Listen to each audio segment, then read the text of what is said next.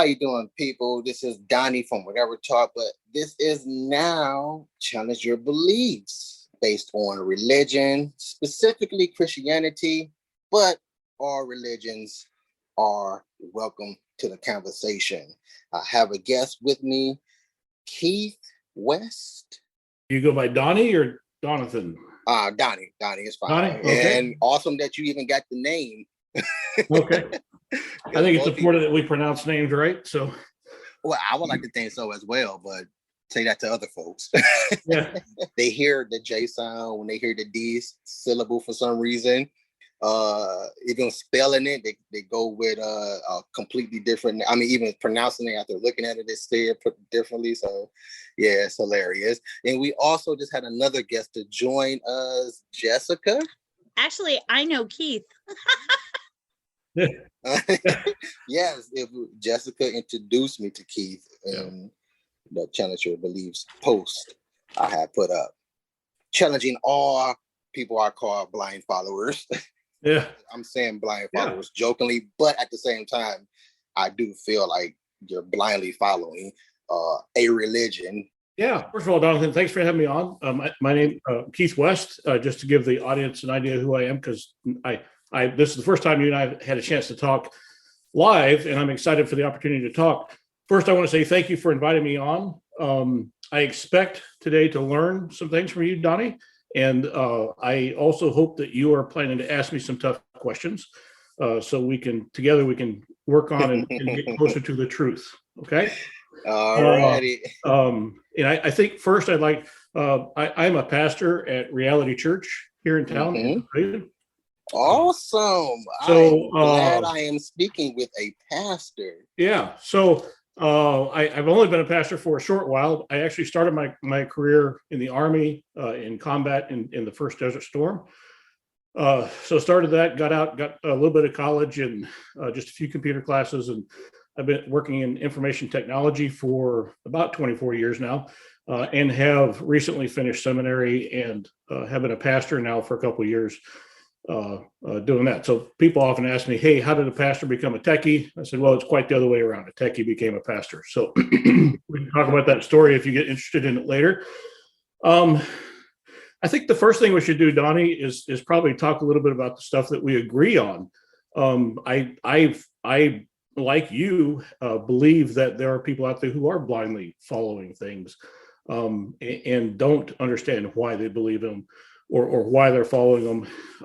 And I also believe there are people out there who are earnestly believe and have valid reasons to believe and just don't know why or how to describe it, right?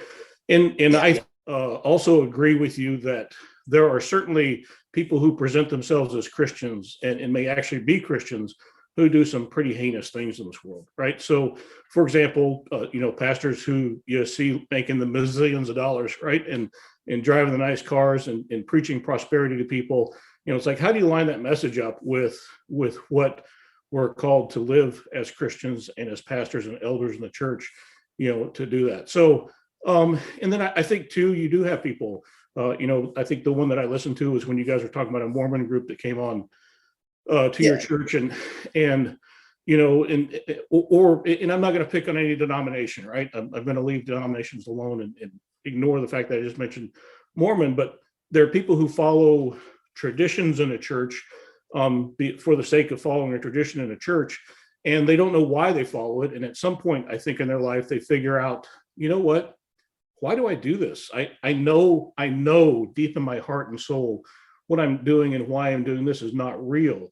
I really just want to find something that's real, right? So I think you and I agree on a lot of stuff to start with. You know what? I like where it's going so far. Now I'm in confliction of actually releasing. Am I even going to release that episode with the Mormons? Because the first half of the Mormon episode of Challenge Your Beliefs I forgot to hit record. We didn't go live either. I don't think. Yeah, we didn't go live. Yep, I don't recall us going live. So dang, I'm kind of sad about that because we would have got all of that if we went live. And after that happened, I kind of went on a rant, and we both was kind of just going back and forth off a rant. So I'm like, man, I don't even want to. I'm thinking about not even releasing it and just trying to maybe reschedule again with them. Yeah. Because it was interesting. It was interesting, but all the good stuff and all that was in the first half of that episode. So yeah, but that's all the fun of technology. When you really need it, you forget to hit record. Yeah, exactly. I told them that guy was on their side on that one. Right. That's funny. Well, and Donnie, you mentioned with me that you wanted to talk about holier than thou. And yes. I want to go with Keith talking about the things that we agree on. Mm-hmm. And I will tell you, I got accused, I'm sober, and I got accused recently of somebody saying, you think you're better than me because you're sober. I've never said that, nor have I ever acted that way. Never have I, because I have God and Jesus, have I walked around like I'm better than anybody, because that's not what it's about. However, there are people that do that. Well, yeah. Think because I've got God, well, I'm all of a sudden, no, we're all freaking sinners.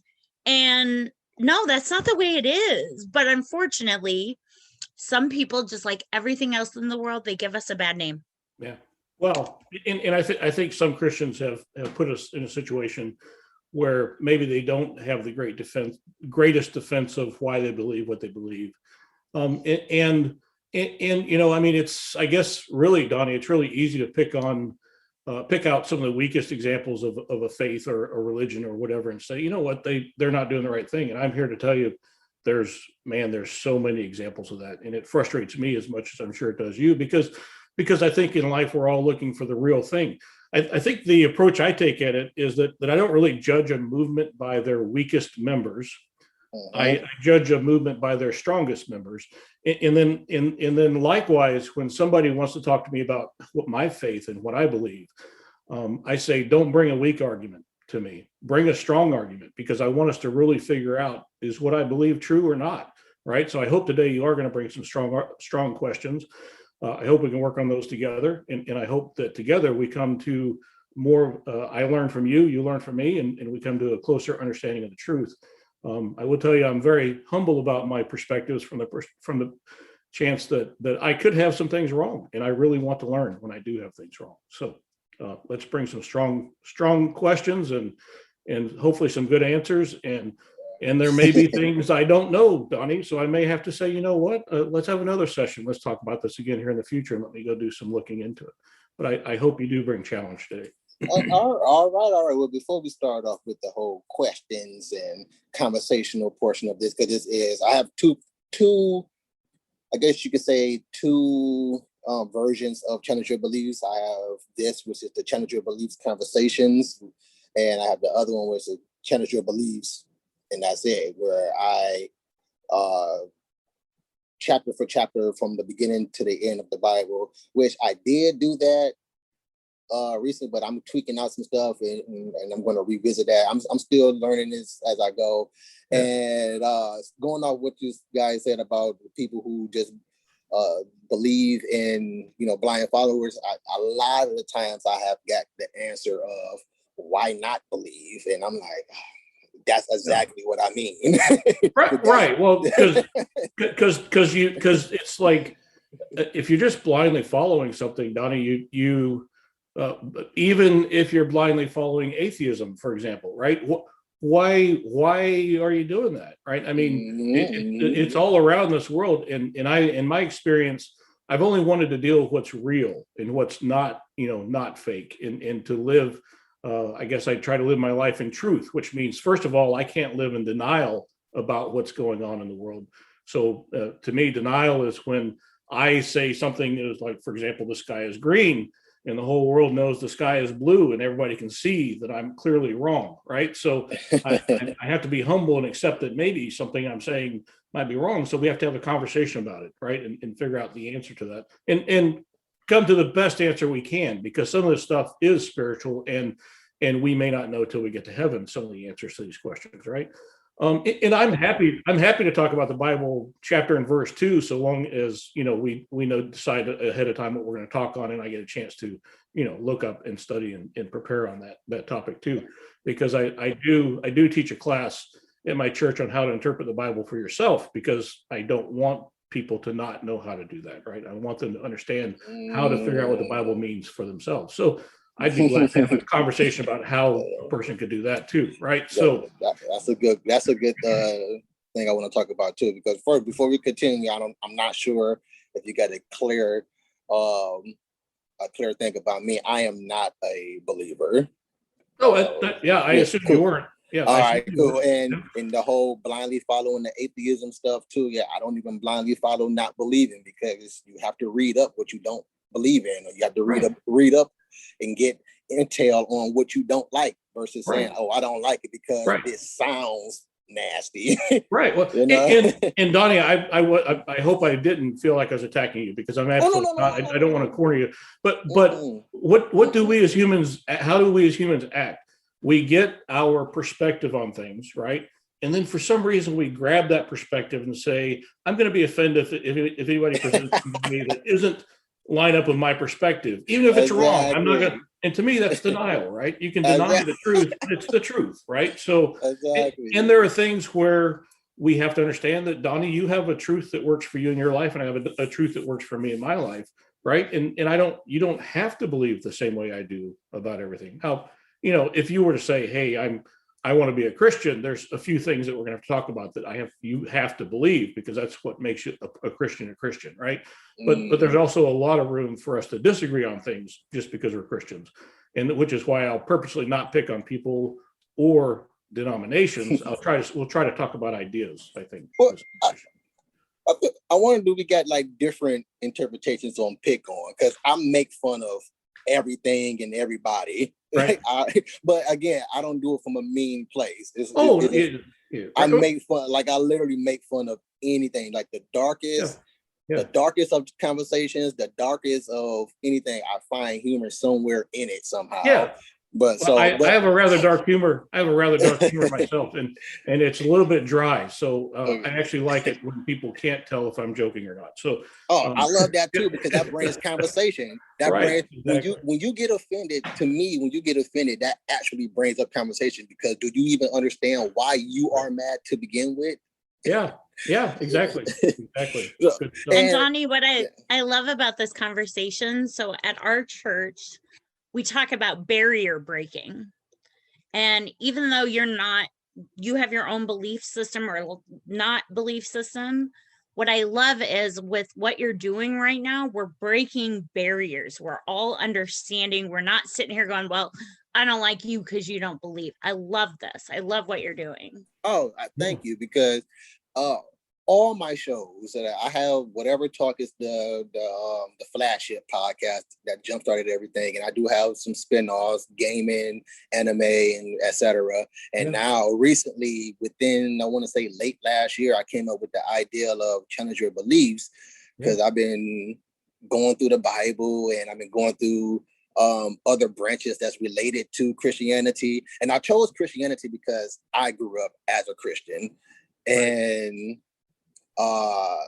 so that's I know more about Christianity than I do any other religion, but I do know about other religions, like bits and pieces, and I even like mythologies, because I feel like mythologies are religions. They just call them mythologies for some reason.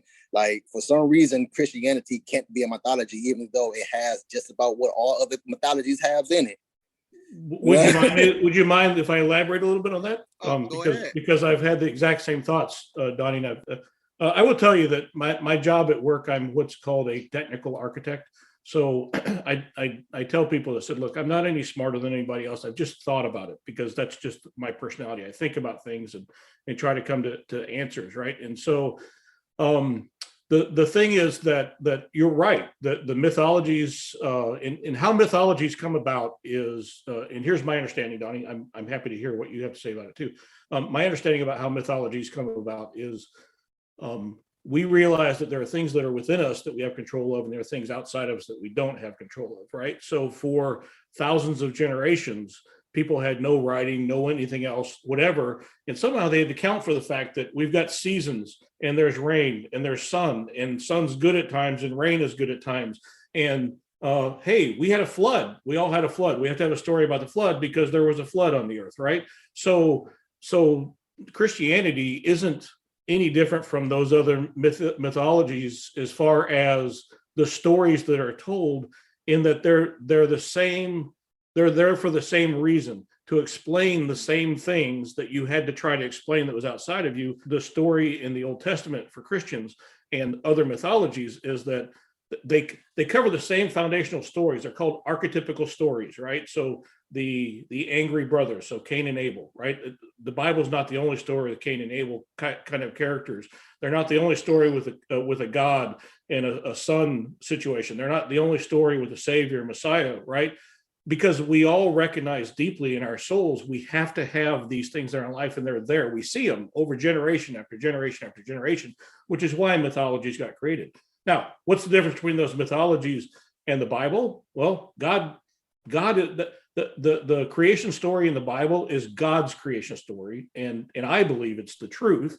But also, the Bible's not the only place where you can find a creation story. I've got books here on my shelf. They're kind of buried right now, but they talk about those mythological stories and the archetypical, understandings from the beginning of time. The Mesopotamian stories, like Mesopotamia has a flood story that's very similar to the Bible's flood story, right? Right. They all have religions, most religions and mythologies that I've come across, they all have that flood, but takes place in a different time. So when we look at mythologies, like let's take the Lion King, for example, a wonderful story that Disney puts out. Actually, all the stories Disney puts out uses these archetypical understandings. You sure about the whole everything about Disney? I'm sorry to cut you. You sure about everything about Disney? Because there's some horrifying stories, actually. well, right, but they use these archetypical stories, right, of father and son, in let's say the lion dad, I can't remember his name, and the other lion, I can't remember the bad brother, right? Okay, that's the Scar. Yeah. So those guys are the archetypical arguing brothers thing, right? Well, that's the same as the Cain and Abel story. That's why those stories resonate so much with us, because they are those archetypical stories that have historically been lifted up, because we understand there's something about them that we can't control, that they are just there, right? So anyways, that's kind of my perspective on how all that fits together. Yeah, and I hear that, and I feel that, and I'm with you with that. I'm with you. Piggybacking a little bit, every religion that I've read up on, again, I only read Christianity, at least the Bible, from cover to cover so far. Right. I'm like halfway through the Book of Mormon. Well, I got to retouch myself on that, but before I stop, I haven't started the Quran yet, but I know from talking to different Muslims about the Quran. So if you want to count that, Buddhist, Hindu, I know just a little bit of every other thing. Mythology, Greek mythology is like the main one I know a whole heap on. So I know a lot. I do believe that humanity itself just has to believe in something, no matter what. Like, you not believing in anything is you still believing in something. So it's just in us to believe in something. So I get that on the aspect, and I do get blind followers to a certain extent, because the religion does tell you to blindly follow. But guess what? There are other stuff in the religion that you're just choosing yourself not to follow. Right. You only, Right. So I think the other thing we have to realize about that, number one is I do have a disagreement with you on blind follow. I mean, people do blindly follow. People do because we're people, and because we feel like what we believe is right, and we really identify what we believe, and we don't think about it as an idea, but as ourselves. That's why people blindly follow, and that's why they tend to defend it so roughly. Like, I mean, I'm sure there's people on your show who try to defend God. I'm like, I'm not here to defend God. God can defend himself, right? But I'm here to talk to you about my relationship with faith, right? And but I don't believe Christianity is blind faith. I do believe it's faith. But when I talk about Christianity, and when I argue about Christianity, and don't hear the word argue as in fight, but have like a debate or discussion with somebody about Christianity, I had better bring some very logical information, because I'm not going to do a Jesus sneak on you, right? I'm not going to say this and this and this and these facts and then Jesus, right? Because that's not fair, right? It's not fair to throw the Jesus sneak on people. There are lots of people who study the Bible and have for the last 2,000 years who are not believers, right? Because they see it as a historical text. And so there's lots of digging into the Bible. And when I make quote unquote arguments about the Bible, I use the same sorts of logic arguments that non-believers do. Because what am I just going to throw some magic on you and you're just going to believe it? That doesn't make any sense to me, right? And we call that apologetics. It's why do I believe? But some people do believe. Some people are that you're gullible if you believe. I'm saying that when I talk to somebody about belief, and when I talk to somebody about why a person should believe, I'm going to use very logical arguments, and I'm going to use defense. And it's not like, hey, the Bible says this, so you have to believe it, right? Well, I happen to believe that the Bible is God's word. But in the early church, like when Jesus was first creating his church, many people believed, but there was no New Testament back then, right? They were writing the New Testament. They didn't write the New Testament until about 20 years after Jesus died, right? So somehow those people had belief and faith without ever having a Bible to point to, right? So when I talk to people about faith and talk to people about things, I give them very real examples about truth and things that I know are true, and my experience, which can't be denied, right? I can tell you some stories about my experience. You'll be like, wow, that's pretty crazy, but it was my experience and it happened. And I happen to know that God does talk to me and use me and work through me and guide me in my life because of these experiences. But again, I'm not trying to be all supernatural about it. I have to present you with some facts that really mean something, that are real logical arguments. We can't suspend reality to talk about God and faith, right? Because then you are doing blind faith. So does faith require a step of faith? Yes, but I don't think it takes a blind faith step.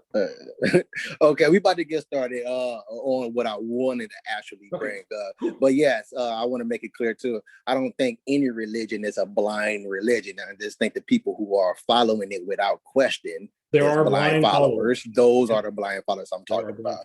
But what I wanted to talk about, or what I have came across this more often recently, was speak it into existence. Yeah. And a lot of people that I've seen that come from, I don't know everybody, but from the ones I do know, they always speak in the whole holier than thou thing. But to me, when you use the whole speak it into existence, that's kind of like the first thing I go to is, you believe that you're holier than thou. Or I hear it from other folks that say, when they use the whole speaking into existence, and somebody else says, oh, you think you're holier than thou. And I'm like, well, why you believer, the ones that's saying these things, the holier than thou statement, you believer, why would you say someone is holier than thou? Because the things that you are doing is, okay, yeah, it's not holy as well, but using the term speaking it into existence, I kind of see that as being holier than thou, because you found another area, Donnie, where we agree. I'm not a big fan of the speak it into existence, because there's only one creature in this world that can speak something into existence, and that's God, right? And if you're trying to speak something into existence that goes against God's will for your life, why would he give it to you? Right? The whole will is all the way illusion anyway, in my opinion. Well, God has a purpose for us in life, right? So, I mean, he wrote a Bible, he wrote a book. The book talks to us about that. So let's explore that. Let's challenge that. I'm happy to be challenged on it, and let's go there. But let's just say you and I agree on those who speak things into existence. It's more the power of positive thinking, or more along the prosperity guidelines of, well, if I believe God's going to take care of my needs, and this is what I say my needs are, then he'll provide them for me. Well, God will provide for your needs, but he may not provide a Mercedes for you or a jet for you, right? I mean, that doesn't make any sense. That it doesn't line up with the Bible. So I personally don't believe that those who want to speak things into existence. Now, it's one thing to have faith, right? I believe in faith. I believe that trusting something is going to happen, or trusting something that is not visible, is fine. But to say, you're kind of taking God's place when you say, I'm going to speak something into existence. And I don't agree with the people who choose to do that. So. Yeah. And that's what I was going to, that's kind of like in my head too, because I thought that people who believe supposed to be like Jesus, not holier than Jesus. Right. Yeah, so exactly.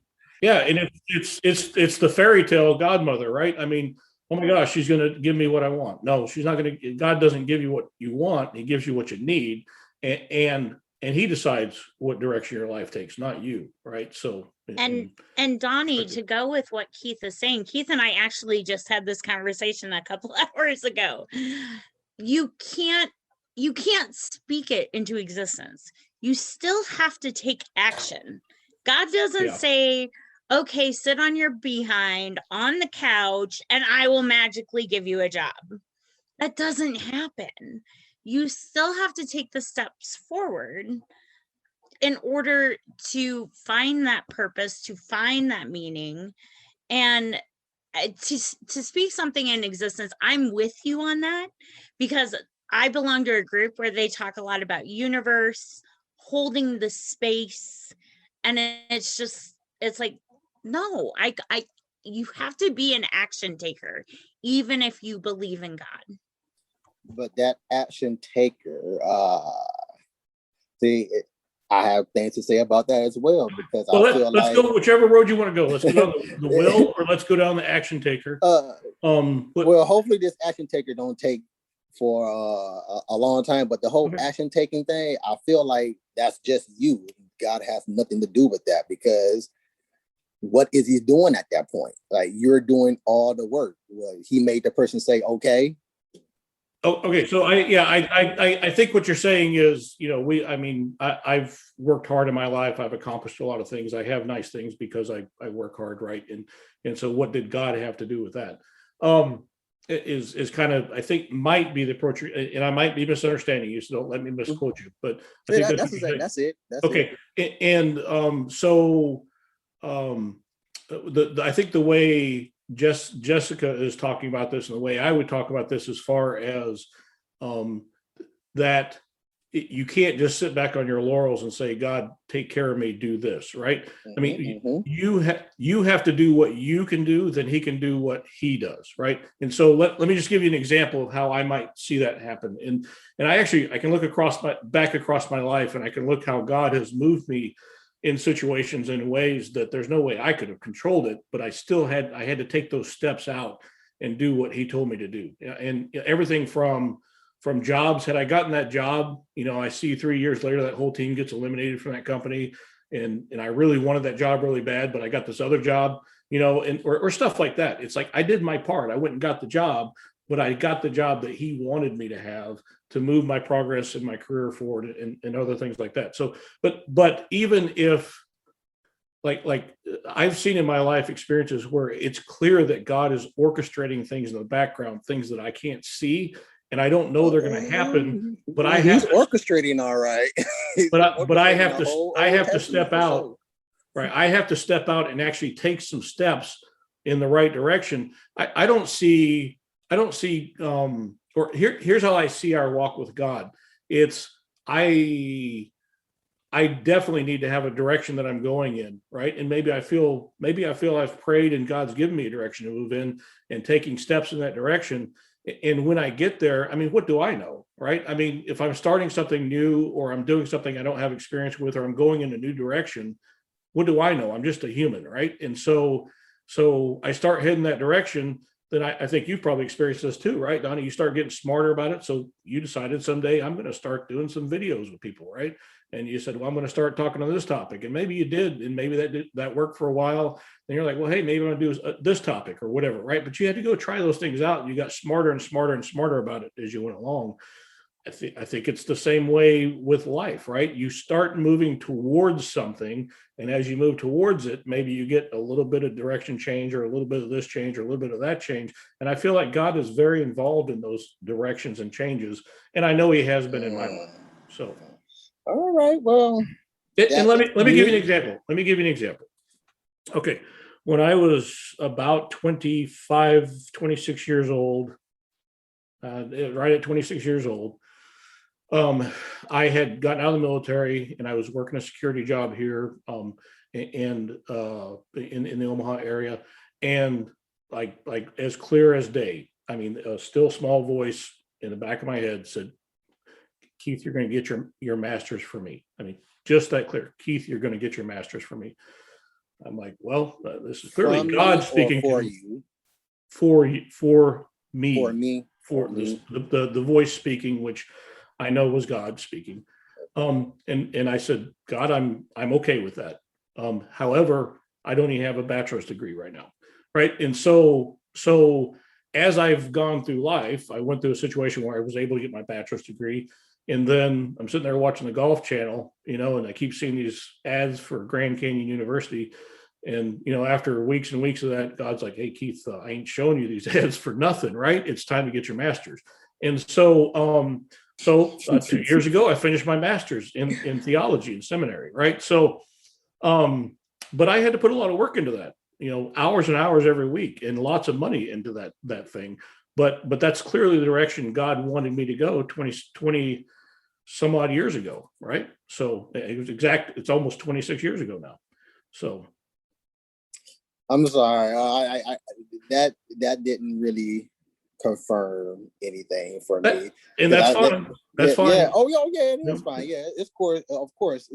I'm just trying to give you an example of what I mean by how I think God is guiding me towards direction towards. I understand. Yeah, I understand the example, but I hear that same type of example for everybody who I call blind followers.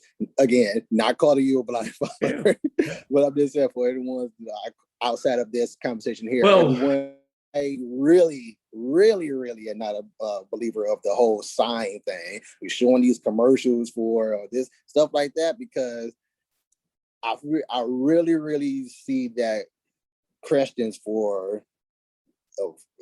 as my pick here is to me the biggest hypocrites of religion out there. And that whole sign thing, praying to God to show me a sign, I'm praying for a sign, this is like, then they go out there and look at an actual sign and say, hey, that's a sign. That I'm like, well, no, I don't really see that as a sign. I remember about when you said, and I know, but Jessica has said that, you got to work hard. Oh, you as well, work hard. I pray and work hard, ask God for some help about this. But I have stated the whole thing of I don't really believe in that as well, because I feel like God has no part of that, because you're doing all the work and the only thing you're saying is help. But what help did He do? Did He make the person say okay with the whole will thing, which that will bring us to the whole will part, the free will thing. Yeah. That's why I feel like it's an illusion, because if He did do that, then that person didn't have free will then. Well, yeah, we're gonna have to sort out what exactly mean by free will. There's a huge discussion on that. So yeah. So let's go down that track a little bit and let's form up a question we can answer around that whole will and free will. So what specifically would you like to talk on that topic? Well, we can just start off with, I guess, in the beginning of the whole, well, I guess the easiest one, I guess the easiest one that everyone probably knows about more. Hello, Lakira. That's my wife. I guess the easiest one is the whole Pharaoh, which I also would say this is a sidebar, but it also plays in my mind every time I bring up the Pharaoh, is that nowhere in the Bible states who this cat is and where the heck did this cat come from. At least, unless I overlooked it, I have yet to be explained who the heck is the Pharaoh, but that has nothing, that's just a sidebar. The Pharaoh, free will, Moses. God told Moses to go do all this stuff that on behalf of him, on behalf of God. Right. And God also stated to Moses, I'm going to harden his heart. I'm going to, basically, in a nutshell, fulfill, in the lamest terms, he's not going to make the Pharaoh give up the slaves that he told Moses specific details on what to do. Right. Now, by doing that, God is now tampering with free will that he supposed had a big argument about with the devil, the Lucifer, and all this whole other people who didn't want us to have free will. Okay, that's a lot of generalities. I can deal with let's deal with the Pharaoh first. Mm-hmm. Okay, and if you want to deal with the other stuff, and again, I'm coming humbly with this is my understanding of it. I'm happy for us to come to another conclusion or to bring other people in who might have other perspectives. So here's my understanding, and I'm simply trying to explain how I understand it. There is tension in the Bible, right? I mean, you read through the Bible, and there's always tension created, and there is definitely a lot of tension created in the Bible between whether we have free will or whether God imposes a will on us, right? And even to the extent, and that argument extends, and there's no clear answer on this because there's still great Christians on both sides of this who would argue that we can't even come to faith without the Holy Spirit giving us that faith to come to, right? So that's what I mean by the whole question of will. And I do have to say, we may not ever get an answer to the question of will on this side of heaven, right? I mean, and we may not get it on the other side. I'm convinced when I get to heaven, I won't care about these questions anymore. But what would be the need of them? Right, I'll just be on my face worshiping God. True. Right, I'll be on my face worshiping God, and I won't care about him anymore. So so let's talk about that thing. And there's lots of examples. The Pharaoh's not the only example. There's lots of examples. Oh no, I just use that one. It's in the very beginning with Adam and Eve. It's another free will example.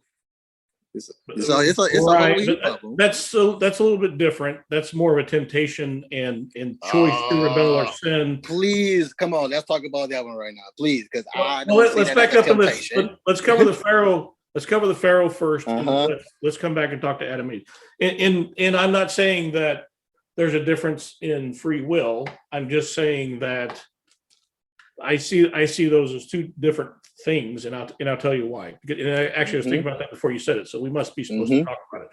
So, anyways, because I believe in God guiding conversations, whether you do or not. So the thing with the Pharaoh is true. God did harden the Pharaoh's heart, and I think if we went and found historical data on who the Pharaoh was, we could clearly figure out who the Pharaoh was. I don't think the Bible's the only person that talks about the Pharaoh. And I don't care about the historical stuff. Well, I do. It's all interesting but if we find something now, I just feel like it was implemented into society just to make that portion of it, or to give that portion of it under a reason, or so to speak. Well, okay, so if it let's, and I'm just trying to understand now what you just said, and I'm not trying to corner you or attack you. I'm just trying to understand when you say if something historical outside the Bible happened to correlate with what was said in the Bible, you would feel like that had been created to back up what was going in the Bible? No. I guess I did kind of go. Well, what I meant by that is that we have all of these things that's in the Bible that's historically not found in real life, but yet we have them in real life.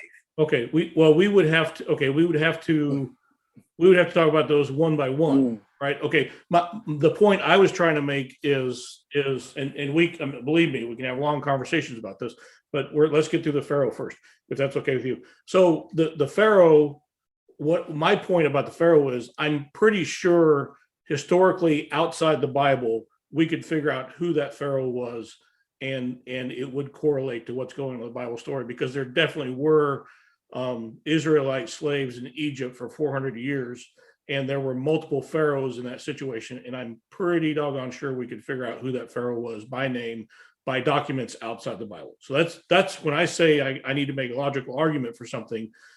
I'd have to go do some research on that, but there's something to the tune of 23,000 instances of documentation outside the Bible that correlate to actual Bible truth or what was written in the Bible. So there's nothing that goes against it, and there's 23,000 pieces of artifacts out there that prove that happened in the Bible. So what I'm saying is, I don't think you or I could historically or biblically make an argument that there were not Israelite slaves in Egypt for 400 years and that this Pharaoh didn't exist. I mean, I don't think we could. I mean, I'm happy to have the discussion, but I don't think you could say that it didn't historically happen, because I'm very certain that those facts that I just stated to you are historically supported outside the Bible. Well, it's a lot of things that's historically explained to someone's best of their knowledge, or so they say it's the best of their knowledge, but well, okay, so a lot of it is just implemented, like the Holy Grail. Like, come on, the skeletons, the ark. I mean, so much stuff. The giants, right, that we don't have any evidence. We don't have any evidence of none of that ever existing, but yet historically somebody got information on them. Right. My daughter just stepped in. I need to answer a question because she needs to go to an appointment. Give me 2 minutes and I'll be right back. No problem. I'm going to go on mute. No problem. So, for the ones who are still here, this whole free will thing, I feel like it's an illusion. It's like we were speaking at earlier, the whole Pharaoh, God tampered with free will multiple times with the Pharaoh. That right there tells you that free will is not really free will. We're not under our own command, if all of this, again, is true. And going in the beginning with Adam and Eve, there was no, the whole free will that I may be thinking that he's talking about the whole temptation is the fruit. I don't really see that as a temptation. I see that more of a choice. I'm back. Well, yeah, no, it is a choice. I absolutely agree with you on that point. That it was a choice, right? But how many times have we heard people say, "Hey, gosh, if we had the perfect government, if everybody was taken care of, life would be awesome, life would be grand," right? I mean, but that's what they had in the Garden of Eden before they chose to rebel, and they did have free will to rebel. But they were tempted. Who rebelled though? No one rebelled. Sure, they did.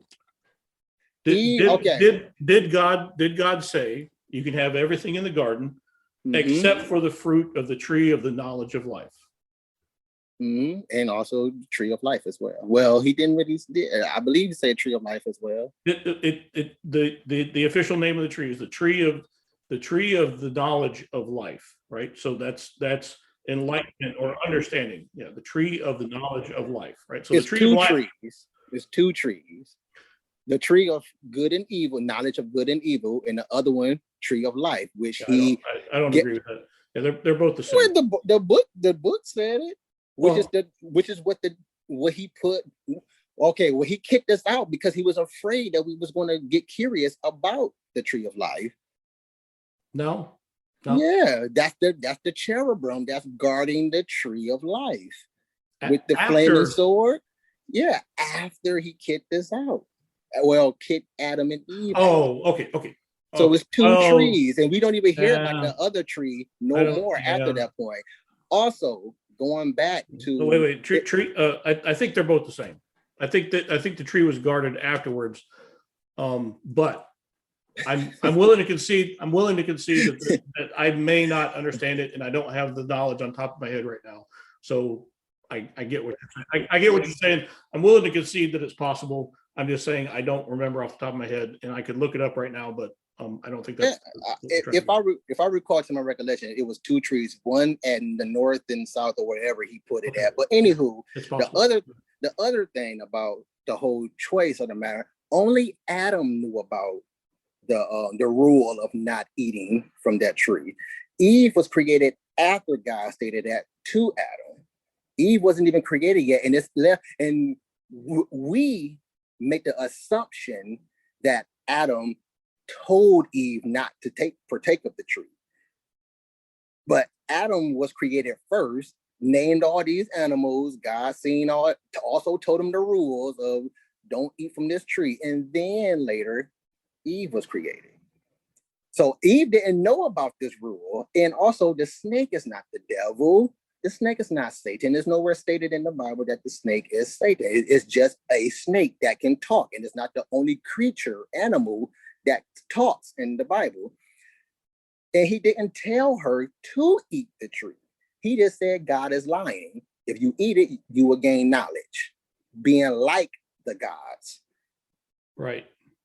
And at that point, she became curious about the truth. I think this is the other channel that you if this is something, I would have to go do some research, because off the top of my head, I'm looking at it quickly. I can't. There's no way I can put together the pieces in time for us to have a reasonable discussion on it. So I'm happy to have the discussion. I really am. And I'm not even necessarily disagreeing with the statement you're making. I hear you. I just don't have refreshed knowledge right now on that, because I don't have it. Well, okay, but I ain't trying to say I'm right, because I never say that I'm right, because I don't believe you. Okay, so here in the Bible, the verse says, "Of course we may eat fruit from the trees in the garden," the woman replied, speaking of Eve. "It's only the fruit from the tree in the middle of the garden that we're not allowed to eat. God said, you must not eat it or even touch it. If you do, you will die." To me, that implies the woman spoke those words out of her mouth. She clearly understands when she's having this discussion with Satan or the demon or whatever represents a snake. She clearly understands that I am not supposed to eat this fruit. Read what came before that. And is this a revised version as well? Because I don't believe in revised versions either. Revised version is saying, oops. I'm pretty sure I'm not reading out a revised. Yeah. The serpent was the shrewdest of all wild animals the Lord God had made. One day he asked the woman, "Did God really say you must not eat fruit from any of the trees in the garden?" And she said, "Of course we may eat fruit of the trees in the garden," implying all the trees. The woman replied, "It's only the fruit from the tree in the middle of the garden we are not allowed to eat. God said, you must not eat it or even touch it. If you do, you will die." And the serpent said, "Surely, or you won't die." The serpent replied to the woman, "God knows that your eyes will be opened as soon as you eat it, and you will be like God, knowing both good and evil." So that is the same tree, the tree of the knowledge of good and evil, or the tree, whatever you want to call it, one tree. And that's the tree we're talking about in the center of the garden. Eve clearly knew that she was not supposed to eat of it. And Satan is twisting the statement. Okay, but he's not. There's no way you can look at that statement and disagree with what I just said. Okay, Satan, first of all, the snake is not Satan. There's nowhere stating that the snake is Satan. It's the devil in the Bible. And that right there. Well, I don't think I said the Satan. Did I say Satan? Because that's not what I intended to say. I intended like you said. I intended to say serpent. Okay, so that's not my point. I'm sorry about that. And whether it's the serpent or not, it is definitely a fallen creature trying to deceive Eve. Okay, so not a fallen creature. God sent, according to. Not a fallen creature. God sent that creature.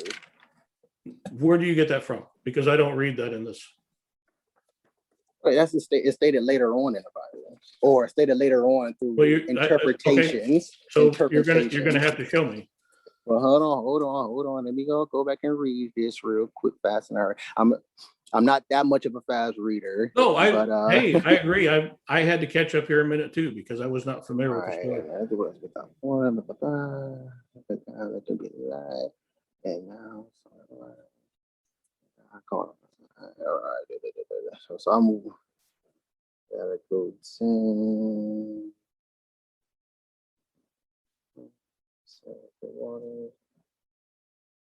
All right. And you are correct. The name of the tree is the tree of the knowledge of good and evil, not life and death. Okay, so yes, I stand corrected on that. But it is one tree, it's not two. Crap. So I hate scamming because I feel like it's something that I'm missing if I scheme. That's fair. And if you need to go away and do some research and we come back and have a different conversation, that's fine. I think that's fair. I'm cool with it, but I don't believe that the snake was misleading whatsoever, because everything that you just stated about the snake, he didn't mislead her at all. He told 100% truth. God lied about you dying. And no, the way it's stated right here, the serpent is absolutely questioning if that's really what God said or not. And she came back and said, this is what God said. It wasn't, he made a misstatement just to see if she'd agree with him. She didn't agree with him. She disagreed with him. And then he comes back, he said, surely you won't die. Well, nothing said that she would die immediately. I mean, people back in that time frame lived. Come on. No, people back in that, Donnie, you're falling for what's called the heresy of the first English reading, right? Let's go back and let's look at the Greek and the Hebrew and let's see what it meant there, right? And I'm happy to go do that. Okay, go ahead. Because that's what matters, right? I'm not saying that there's a perfect English word for what was originally said in the Hebrew here. I'm going by whatever it shows the word die, say. But they did mean the word die specifically because they would die. At that point, human beings did not have a lifespan like we have. They were eternal, right? I mean, they lived forever. So it's said. And during that time frame, people tended to live 900 years. You know, for example, Noah lived for, oh my gosh, right, crazy amounts of time, right? But that's what it takes to populate a world. And that's what happens when you have a world that has very little sin in it and doesn't have the disease that we have, right? So, anyways, and again, I'm happy to have a different discussion on that. If you don't agree with that, I'm not saying you have to agree with me on it, but I'm telling you that these are creation stories, just like Mesopotamia has a creation story similar to this, right? Because how did the world get populated, right? I mean, if you only have two people to start with, then you've got to live longer to give your generations chance enough to expand and become viable, right? Yeah, I get all that, but right? At the same, I get that, and I understand that, but at the same time, I don't believe a lot of what you're saying. Like, it's kind of like. I'm only saying what I'm reading right there. I'm only saying what I'm reading right there. Any common person who read that sentence would understand that the serpent was trying to trick her by saying, did God really say you must not eat the fruit from any of the trees in the garden?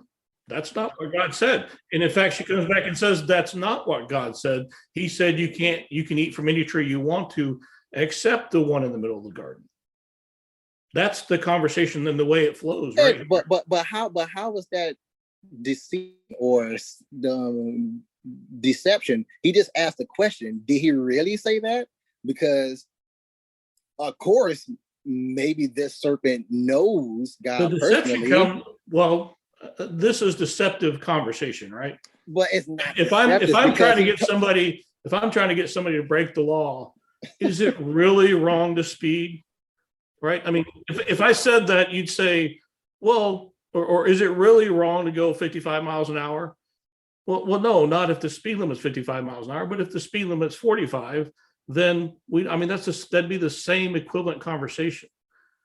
I don't see any deception in that. He just asked a question for one. She came back and said, then I believe you're being purposely difficult about it. But hold on. I'm going off what you said. He said, did God really say that? She came back and said, no, we can eat from all except for this one. I'm saying at least 9 out of 10 people who would read that sentence would understand that is an attempt to deceive. I'm not going off the 9 out of 10. I'm going off me and you right now, and I'm going off what is stated. Okay. And what was stated.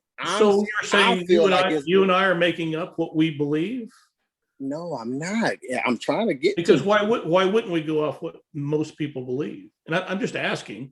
I'm honestly not. I'm not trying to trap you. I'm saying I don't think you're being honest about the statement when you say this doesn't look like somebody's trying to deceive somebody. That's because if I were to watch two people have this conversation, I'd say, wow, that snake's trying to deceive that gal. Okay, and that's how you perceive things. For one, you are a believer. Two, I'm not a believer. So we already see two different perspectives just off the get-go. But if you saw somebody in your neighborhood, and I could give you an example, or my neighborhood, having a similar conversation, just put different words in there, would you think that person's trying to deceive them or get away with something? Because if you say no, I'll have to believe you, but I don't believe you're being integritous about it. First of all, if I hear somebody having a conversation similar to this, I wouldn't know, because I don't know prior of what the conversation was. We just talking about what we just stated. So I would have to hear prior if he was trying to deceive her. We have all the prior you want to look at. But I'm trying to get to. I'm trying to get to that part right now. I mean, that's fine. I'm not trying to trap you. I'm just trying to say, if we're going to be straightforward, let's be straightforward.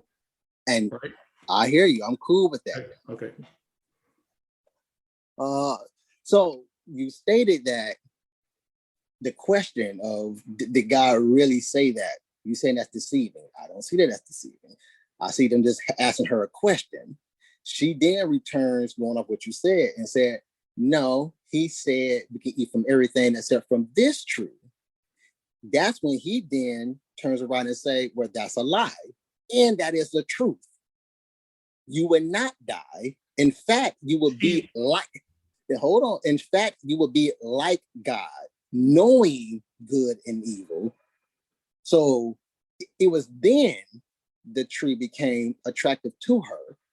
That's not he didn't say a lie nowhere in there. I'm following your line of logic, right? And everything you're saying lines up with what's going on in here. But you're misinterpreting what die means here. No. Yes. It's just that I feel like you and other people who translate or try to translate the Bible, when there's no need for translation because it's already translated for you here, according to the book. Yeah, that's not true.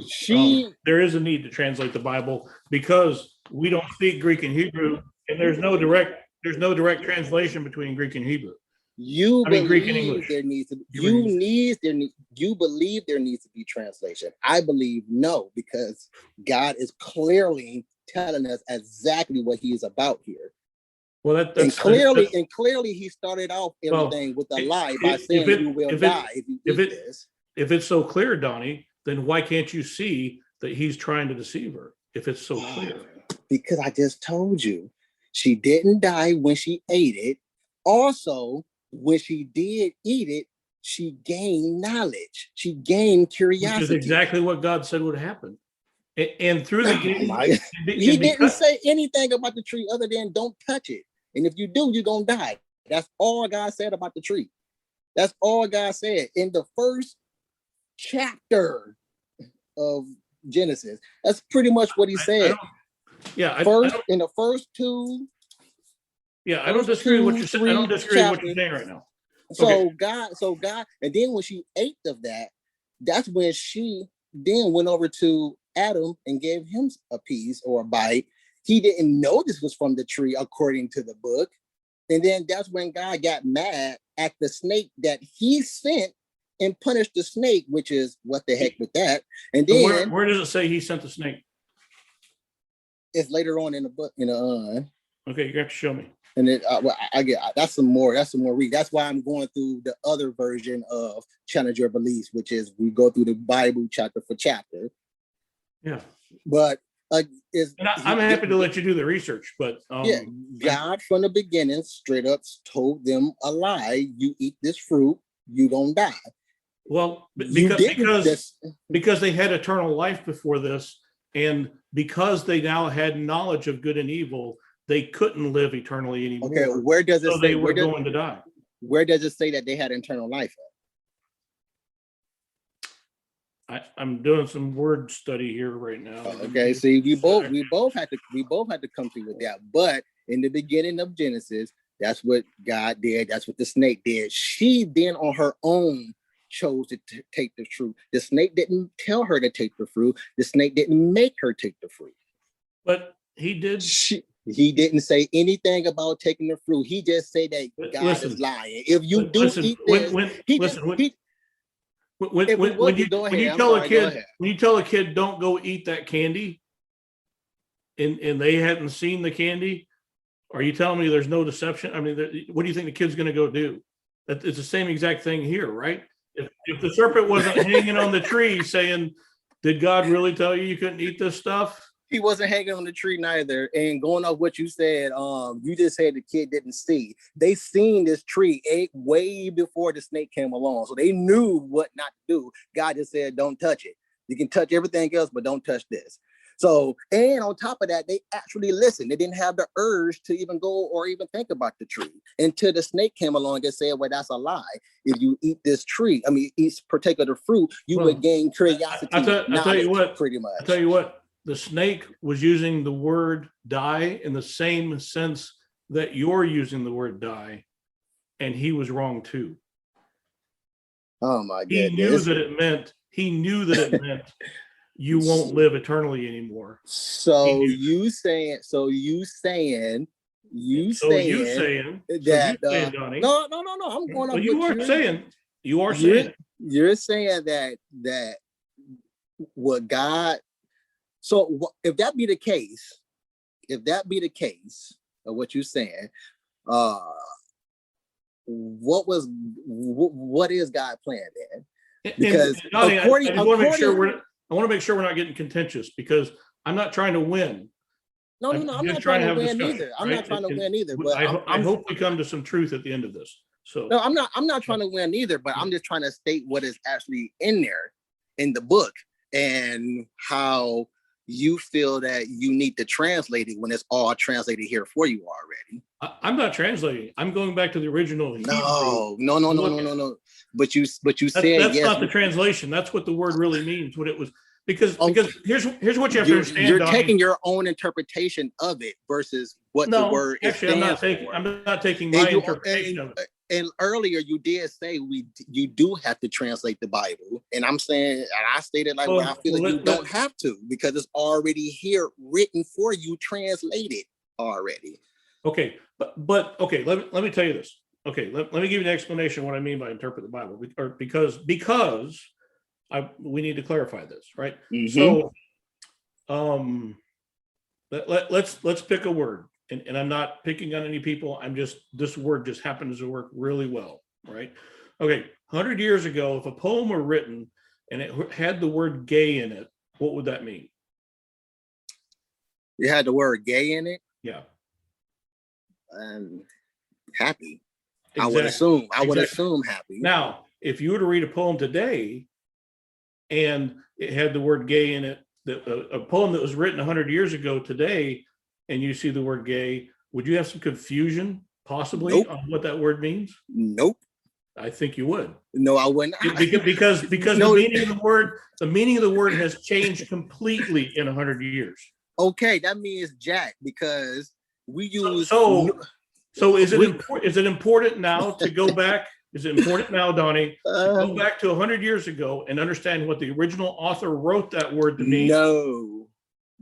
So you can. Yes, on what you're saying, yes, back then, yes, but even so, present day, I would still say the same thing, because you have to read not just what you just stated, the word gay. You have to read prior what came before that, because the word gay actually does mean gay, probably, or the word gay may actually does mean happy. But if you don't read what came prior the word gay, then you're not going to get any interpretation. So there's no need to translate again. Just read the whole thing. Donnie, no need for translation. What you just said is magic. You just agreed with me, right? You just agreed with me, because if you were to read it today and put today's meaning of gay on those words, you would not understand what was being said, right? But you wouldn't. Let's say you don't know what it meant 100 years ago. So you have to go back what the original author intended when they wrote the poem. See, but that's not translation. And that's not translation, though, what you're saying. What you're saying is not translation. It's hermeneutics. No, it's you educating yourself on the definition of words. That don't have nothing to do with translation. Donnie, let me tell you this. let me tell you this. You and I need to educate ourselves on what the word die means there and meant there when it was originally written. And it meant the word die. The word I'll go do some research. I'll go do some research, Donnie. I'll go do some research, Donnie, and we'll figure it out. But I don't know yet. The word, you do know, because the word die also appears later on in the Bible numerous times. And but it wasn't translated from the same word, Donnie. It don't make it different. What you talking about? Because the word die means the same thing as it meant now in the Bible, in the beginning of Genesis. Not true. As it does later in Revelations. True. Yes, it does. Donnie, I can point you to a ton. I can point you to a ton of words that there was five different Greek words translated into one English word, because there was no good English word except for that one to be translated into. So you have to go back to those 5 words and see that there's 5 distinct different meanings for this one English word. So those 5 words pertain to die right now, though. If those 5 words pertain to die right now, what the original author wrote when they wrote this, the meaning of die at that time is what's the only thing that's important. It doesn't, whether you die physically or spiritual, death is happening. Death is happening. When you get baptized, you're dying according to what the word says. You're being reborn. Yes, but you have to die first. You have to die first. Yeah, I get it. But okay. So that's what I'm saying. Donnie, die means die. Donnie, there's another understanding, and you're being a little bit difficult about it. There is another understanding. I'm being difficult because I don't believe. No, you're being difficult. You're being difficult in trying to act like there's only one meaning to the word die. And if something was never going to die before, but then all of a sudden it now died because it changed its state, then Donnie, it's different. It's a different use of the word. Die. You can't pretend die. You can't look it up in the dictionary. Die. You can't look it up in the dictionary, because that's modern understanding. Stop living, become extinct, be forgotten, die down. Are you looking at a dictionary, Donnie? Because that's not where we need to go. Because that dictionary was not from the time this was written. Used to emphasize feeling of shock, embarrassment, amusement. Well, there's at least a second possible meaning. There's always meaning. Let's see. Die also mean the things that we're rolling to get our to play backgammon with. That's a die as well. Or if you have 2 of them, it's dice. Yep. Right. Yes. So let's go back and figure. Figure out what that original Hebrew word was implying from all those meanings. So you're saying, if you partake of this tree, you will become a die. No, I'm not saying that at all. But if you go look at a Hebrew dictionary, which I am looking at, Oh my goodness. I am looking at Hebrew dictionary right now. It says surely die. Die can be translated into surely die. And that I believe was the intent of that word. Surely die. Yes. So surely die is a word. What do you mean? Well, that's the meaning of that word. Yeah, I'm looking at it right here. No, but what because the word sure means for a fact. Well, right, because before this point in history, before they were rebellious, they would not surely die, Donnie. Okay, so they did not surely die because they surely did. Are Adam and Eve still living today? No, they did not. Then they surely Adam and Eve died back in the day because that's how life works. If you want to go off that, but they did not. But Danny, before this moment, as I explained, before this moment, man. Okay, let's move on, man. They wouldn't surely die. I mean, I'm happy to have. Again, I'm not trying to win. I'm just saying nobody is trying to win, but no matter how you look at the word die, it all means the same thing unless you're talking about dice. That's the only time die doesn't mean about death. In the dictionary you're looking at. And in the dictionary I'm looking at, surely die means death because you're going to surely be put to death in the future. Oh my goodness. Well, God, say that then, because he's the one being deceiving when the snake is certainly and surely not being deceiving at all, because he said that was a lie. God didn't write this in English, Donnie. He wrote it in Hebrew. Goodness. And you know what's funny about that is they can read it fluently, but they can't translate it onto paper fluently. I find that funny too, because again, you said that God said surely die. The snake said that's a lie. You will be like him, gaining knowledge. He didn't say you were surely. He basically said that's surely a lie. That's basically what he said, because again, they did not die. And he told the truth about them gaining. Well, they did ultimately die, and they wouldn't have ultimately died had they not gone through this. And according, we wouldn't have never have been here either then, if that be the case, because God was not trying to teach them anything. I didn't say that, Donnie. I didn't say that you said that. I'm going off in this. I'm going off the book. Wait, what? Why would I not be here? Because they wouldn't know how to procreate. They wouldn't know how to do anything. They wouldn't know how to do none of this stuff. I'm pretty sure they knew how to procreate. I'm sure they were procreating before this happened. I'm pretty sure they were doing they were doing what it took to procreate before this happened. This is another point you're gonna have to make. Hold on. Show me that. Wait. Pause. You're gonna have to show me that in the Bible. You saying they procreated before they got kicked out? Because according to them, according to the book, no, they got them two got kicked out. If you're talking about actually having kids, that's one thing. But that's they were what definitely procreate means, man. But they were definitely doing what adults do, right? What is that? Because they didn't even know what the genitalia was meant for until after they took it. Danny, okay, you're gonna have to show me that in the Bible.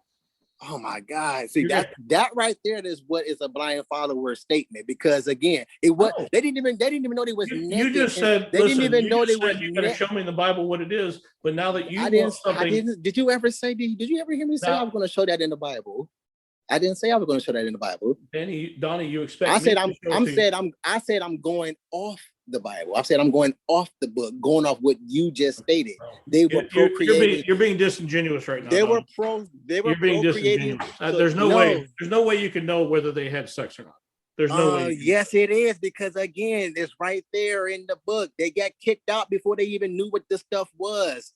That's not what it says. I don't read that anywhere, Dan. Of course, you wouldn't even know what it is. Of course, because according to you, reading between the lines is not translating. or reading between the lines is translated. However you want to read it, however you want to do it. Donnie, I think if we're going to continue this conversation, Donnie, we're going to have to both go away and do some research and come back and have a chat about it. It's right there. When they took the fruit, when they took the bite of, can you let me finish it? Then you could probably come to recollection of it. Probably. When they took the fruit, it was then they realized they were naked. It wasn't before then. So how did they know what to do with their private parts? It wasn't till after they took the bite of that fruit or whatever it was on that tree.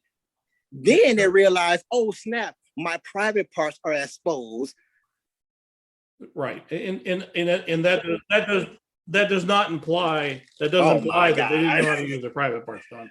Because I have 2 dogs in my house that don't know that they have private parts. We can say anything right now after the fact they kicked out. We can say anything about what you just stated now. I have 2 dogs and blah blah blah. Yeah, we can say all of that right now because it's after the fact they got kicked out. Donnie, but prior to, I feel like you're trying to win an argument, and I feel like you're not being genuine, and I believe you're not following logic. I feel like you're not being open-minded to what it is that's been stated. Donnie, I'm pretty doggone open-minded, but like you, I expect a logical flow of stuff. You're very happy to have a logical discussion when what you think. I am having logical. You're stating you're just going off exactly what other blind followers do. They say things about translating the Bible when you don't have to translate it because it's already translated for you. I've said in great humility, Donnie, that I don't have the experience in this particular area, and I do need to go do some research on it. But you were a priest, though. You should, though. You are out of all the don't lay that on me, Donnie, because I'm a pastor, it doesn't mean that I've studied and understood every word of the Bible. I've been to seminary. I know how to interpret the Bible. I know how to go through the hermeneutic processes to understand what the original words meant at the time they were written and how the audience would have understood them when they were first written. And I know how to apply that. And I know how to apply that. And I know how to apply that to modern day situations.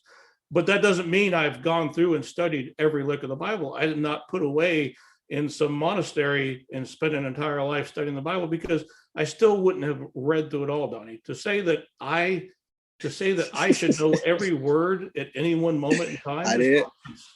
I'm not. You did say that. You said you're a priest. You should know that. I did. Yeah. Yes, you are a priest, and yes. I'm not a priest, and yes. I'm not a priest. I'm a pastor. Okay, and a priest, pastor, father, whatever. They all got different names, but they all do the same thing. Well, okay, your choice. But anyways. I'm not going to argue with you because I don't know, right? I haven't met all these other people. But the point being that you're saying that I should know everything about the Bible because I'm a pastor. I didn't say you should know everything. I said you're saying I should know this, and I'm telling you. I've told you because what we're talking about is in the beginning. If you don't know the beginning of the Bible, then I feel you should not be a pastor, priest, father, Catholic, whatever you want to call them. Donnie, you're trying to win. Donnie, you're trying to win an argument. You're trying to win an argument. Okay, you can say that all you want. You can say that all you want. I'm trying to have a discussion with you, but you're taking it to that someone's trying to win an argument when I'm just trying. The same way you're trying to state facts, I'm trying to state my facts. But the difference between the two is that you're cutting me off every time I try to state my facts, and that's the difference between the two. That's technically what an argument is. When you don't let the other state your facts. I've been stating them. I'll be quiet till you're done stating. I'll be quiet till you're done stating. I've been stating them, but you feel that they're wrong, but when you come back and say they're wrong, you come back with some type of rebuttal that contradicts the things that you claim to believe. That's not true. Well, that's how I'm getting it. It doesn't contradict. It doesn't contradict what I believe. I didn't. Oh my goodness! You're going to sit here and tell me that? Okay. I'm happy. I'm happy with us having different opinions about what the Bible says, and I'm happy to go away and do some more research and come back and show you my research. Well, that's all I'm doing. I never claimed to know all of it either. I never claimed to know all of it, and I never claimed to be right. I never you know what? claimed to be right. I never claimed that you're going to be right, and any other pastor or father or whatever it is right. I'm not sure how you read all the way through Leviticus, because reading all the kings and lineage takes a lot of effort, man. I'm proud of you for reading through the whole Bible, but just because you read through the whole Bible in English doesn't mean you understand all of it either. I didn't say that I understand all of it. And I'm not saying I told you at the very beginning of this conversation that I was willing to come with humility and for us to work together and for us to try and come to an understanding of the truth. And I have fulfilled my side of the deal. But you won't let me fulfill my side of the deal, because you keep constantly cutting me off by stating things. So you don't, because you don't know the word die. Here's your moment. Here's your moment. You don't know what none of that means. Say whatever you want. I'll be quiet till you're done. But say what you want. Don't continue to argue about it. Say what you want to say, and I'll listen. So we'll try to attempt this again. It's about going back to the word die, and that God was not the one being deceptive here, because again, he's the one that said, well, you're going to die, or your words that claim this is in the Bible, surely die. When in fact, what he should have stated, if he was trying to be our God and lead us in something and try to learn us something, where you're going to surely die eventually, because that, by not stating that portion of it, you're deceiving me into being a blind follower, because at this point, Eve nor Adam should even know what the word die or death is at this point, because it was just created probably merely hours ago, according to the time frame of this Bible here. So they shouldn't even know to be afraid of death. They shouldn't even have that emotion or the knowledge to be afraid of death with that God stated. Then the snake came, said that was a lie. You're not going to die. In fact, you're going to have knowledge. You're going to be like the guy who told you you're going to die and have knowledge. It was then she chose, not the snake telling her, go eat that fruit or whatever it is on that tree. It wasn't the snake telling her, trying to deceive her at all. He just asked a question. Did he really say that? Well, that's a lie. And he was in fact telling the truth. Because if they didn't eat that, whatever was on that tree, they wouldn't have known that they wouldn't have known to hide from God. They wouldn't have known none of the stuff after being knowledge worthy. Not knowledge worthy. They wouldn't have been curious about anything other than what they were already doing in the garden. It was at that point God got mad at the fact that they got from the tree and kicked them out and stated the other tree, not the tree of knowledge of good and evil. He stated the other tree. If they gain knowledge or curiosity about the tree of life, not the tree of knowledge of good and evil, the tree of life, before that happens, hold on. Before that happens, he said, and the reason why he stated that is because he was afraid of them gaining eternal life. Eternal life. So that kind of implies that we was going to die anyway, kind of, if we want to do what you and other blind followers do, is try to translate what they are saying. That's why I stated there's no need to translate anything in the Bible, because it's to a certain extent, there's no need to translate because it's already translated for you. If they partake of this tree of life, they would gain eternal life. I have to kick them out. And he was talking to other people too. It wasn't just him coming up with this. He was talking to other people, whether you want to call them angels or not. He was talking to other people stating this, like, if they get this other tree, they will have eternity. After he did that, he put a freaking cherubim, which is a very vicious looking creature described in the book, with a flaming sword that wraps around the whole tree, just so they won't partake of whatever it is on that tree. And then you never really hear about that tree ever again after that portion of Genesis has been told. So who's the deceiver here? Oh, over. You're done? You're done? Okay. Do you feel like I interrupted you? It was no need to make that comment. You could have at least just started with answering the question, who's the deceiver here? The serpent. Okay, you believe that's the serpent. And Donnie, I'm glad to go away and do some research, and glad to give you time to go do some research, and let's come back and have a talk about this. I told you at the very beginning, I said, I will humbly walk with this. I'm not going to pin my faith on something that I haven't researched. I don't know the answers to these questions that you're asking, but I'm happy to go help find them and for us to talk together and see if we can't come to a better understanding of the truth. Oh, well, we would never. I'll tell you the truth. Now, wait, I didn't interrupt you. Now you're going to don't interrupt me, okay? Because I'll tell you the truth. I don't know whether it's significant whether that word means die right now or die in the future. I don't know if it's significant or not, but we'll sort that out. Oh my goodness. Okay. This is actually what I expected a conversation would go before anything.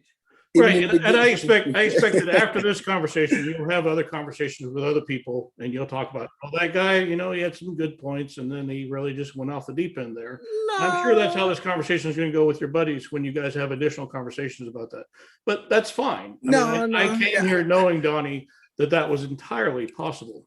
So, and I came here in good faith and good, honest intentions to have a conversation with you and to learn from you. Here. And I think I absolutely have learned some stuff from you today. And even about this thing with Adam and Eve in this situation, because it's been a while since I've read up on it. But I'm definitely going to leave here and go do some research on it. And if you'd like to have a future conversation on it, that's fine.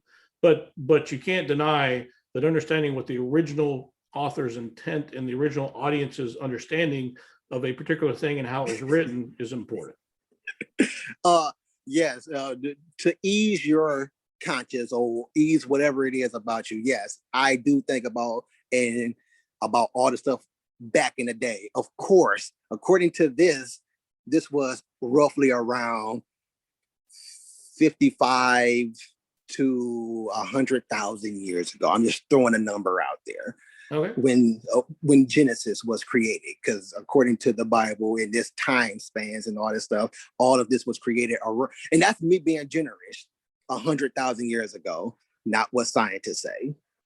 But I do think about that, about the people back in the day who this was probably written for in biblical times, not when this was actually written.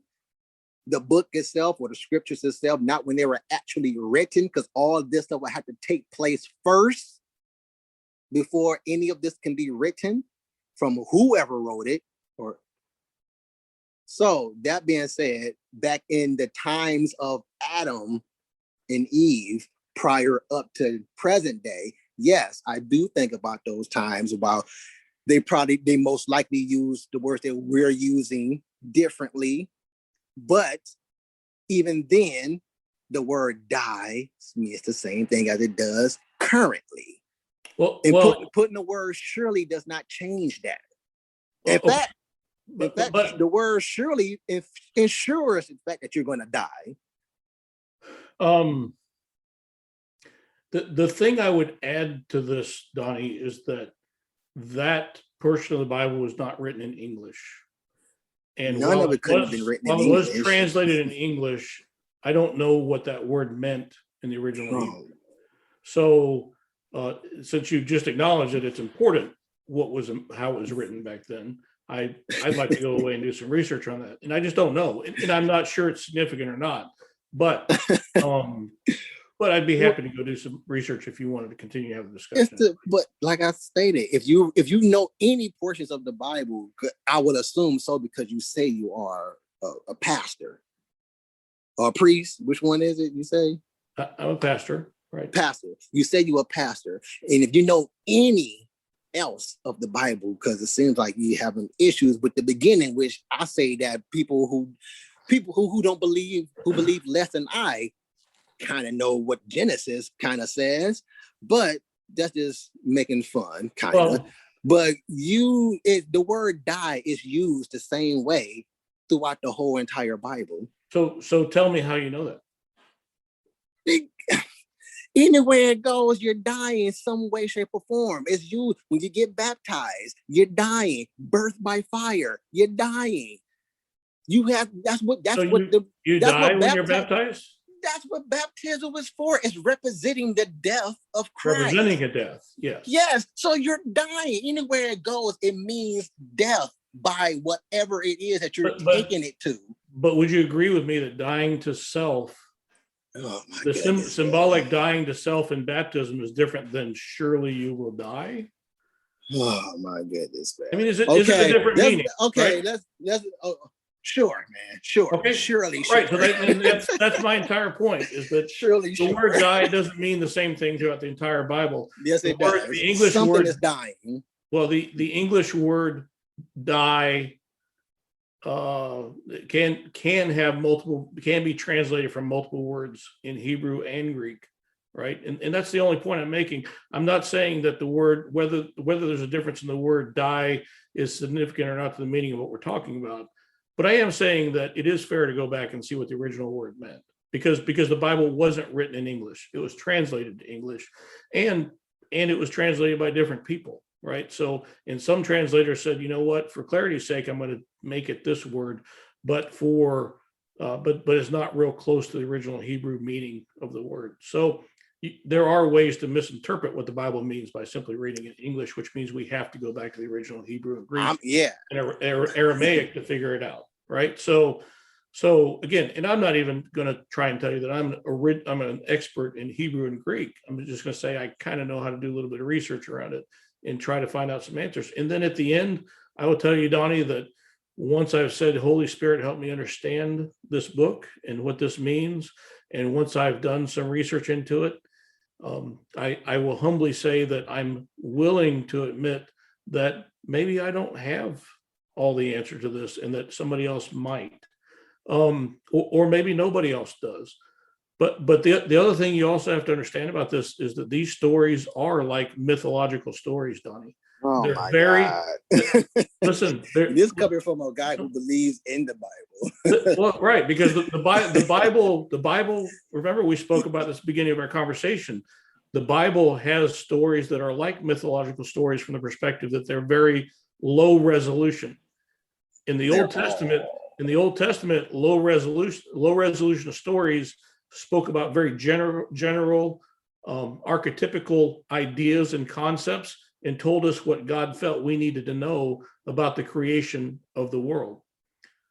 And as we get closer and closer to the New Testament and actually get into the New Testament, they become very high resolution stories about what's going on and very specific narratives about what's going on in the world. So there is a low resolution and a high resolution into this. And just as mythological stories are somewhat generic and don't give you every detail you need, it's entirely possible here that that's what's going on. And in fact, trying to pick apart the word die might be making a mountain out of a molehill. So I don't know the answer to those questions. That's going to take some digging into it. But I have appreciated our conversation, and I have definitely learned stuff from you today. And there's actually a lot that you and I agree on. And I don't know that we even disagree on this. We might disagree with the interpretation of it, but I don't know that we necessarily even disagree with the statement of the story the way you said it. Because I believe you've got the facts right in the right order. How you chose to interpret the facts, I might disagree with, but that's fine. We don't know the answers to those yet. And all I can say is at the end of the day with this conversation, hopefully we've gotten closer to the truth and learned a little bit from each other. I'm not trying to convert you. I'm not trying to win against you. I'm just trying to have a conversation with you. Thank you. I'm laughing because it was.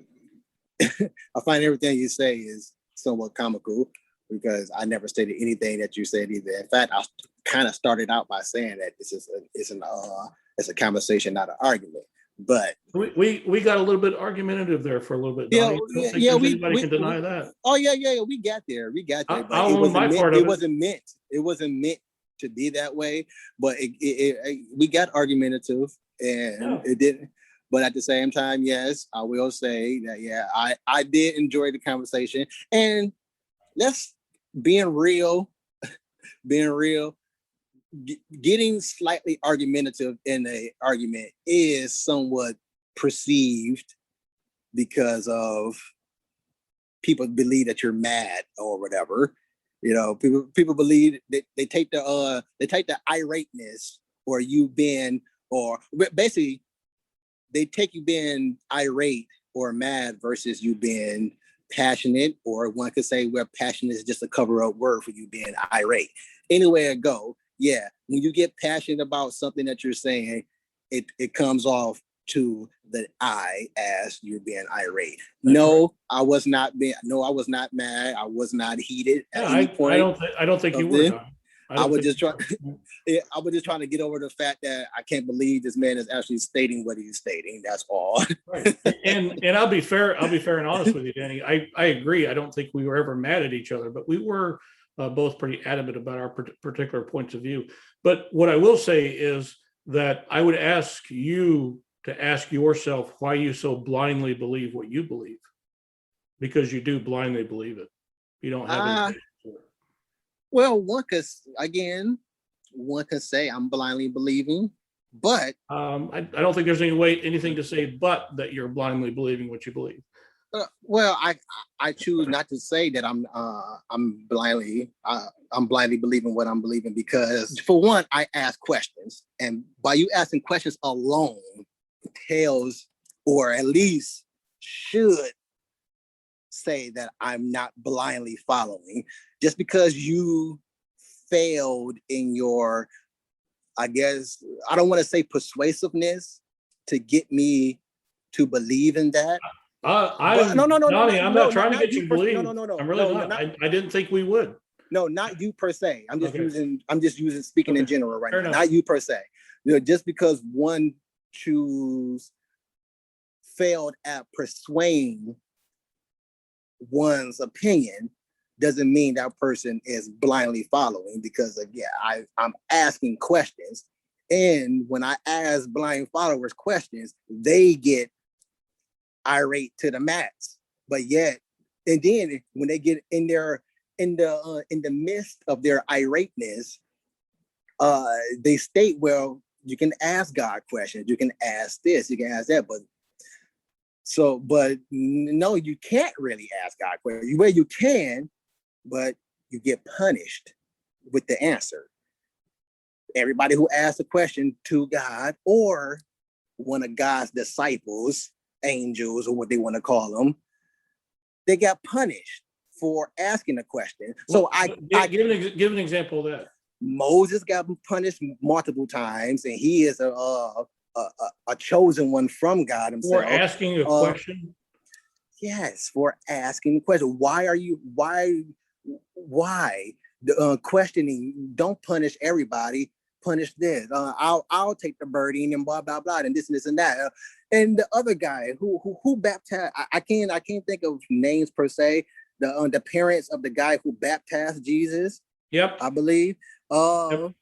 His parents got punished. So John the Baptist's parents. Yep. Yeah, got punished for asking the question. I can't think again. Right off rip, but those are the first two that come to mind that get punished. Because I see lots of examples in the Bible, and I'm not saying there aren't examples of people who get punished when they ask a question. But I also see lots of examples of people who don't get punished.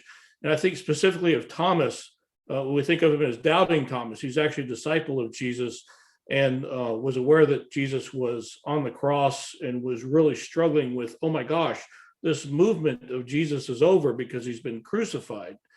And then 3 days later, when he saw Jesus in the upper room and was spending time with him,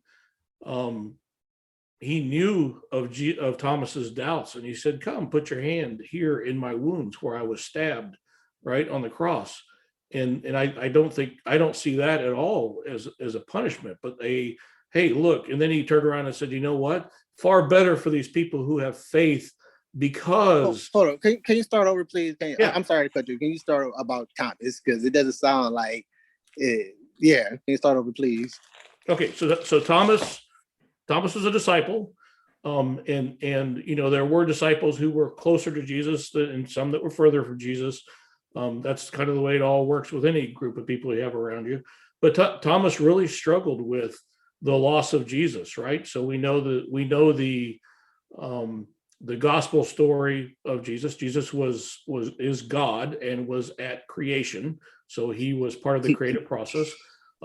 He was born on earth to the Virgin Mary. He lived his life. He ministered. He was crucified on the cross, died. He was dead for 3 days. He rose again. Right. That's the gospel of Jesus, and the truth of Jesus.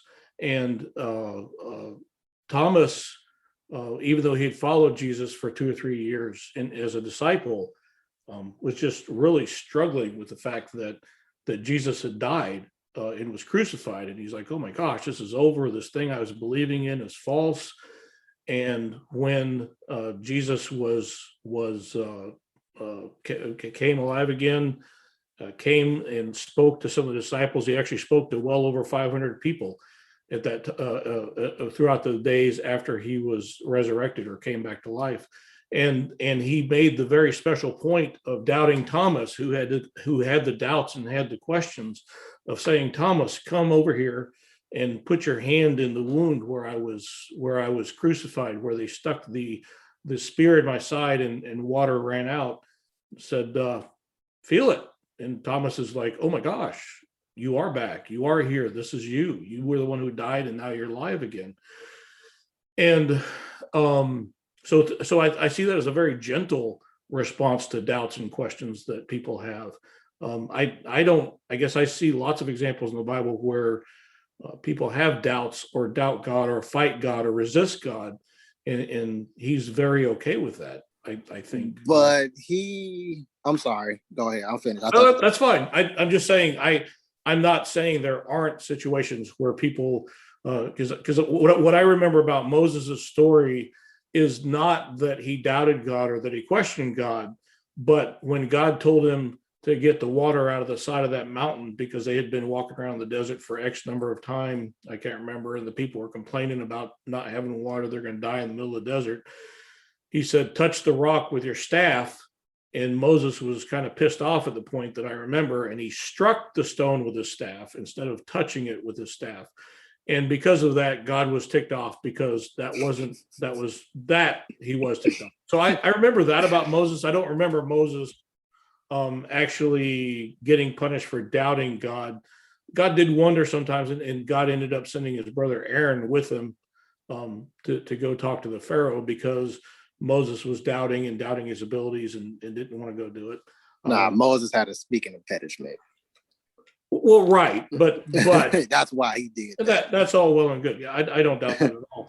But that doesn't mean he wasn't still the person that God sent to do it. And in fact, he's the one who spoke to Pharaoh and not his brother. So in the end, he did what he's supposed to do. And then we see people like Jonah, who resisted God's will in his life and went the other way. And I see God giving him a hard time. And actually, by the very end of the story, Jonah's still kind of pissed off about the whole situation. He had to go talk to the Ninevites, and that they did, in fact, turn around and accept God in the end. I don't know how long-lived that was, but at least at that period of time, what he thought would happen is exactly what happened. And he hated the Ninevites, and he didn't want to go do it.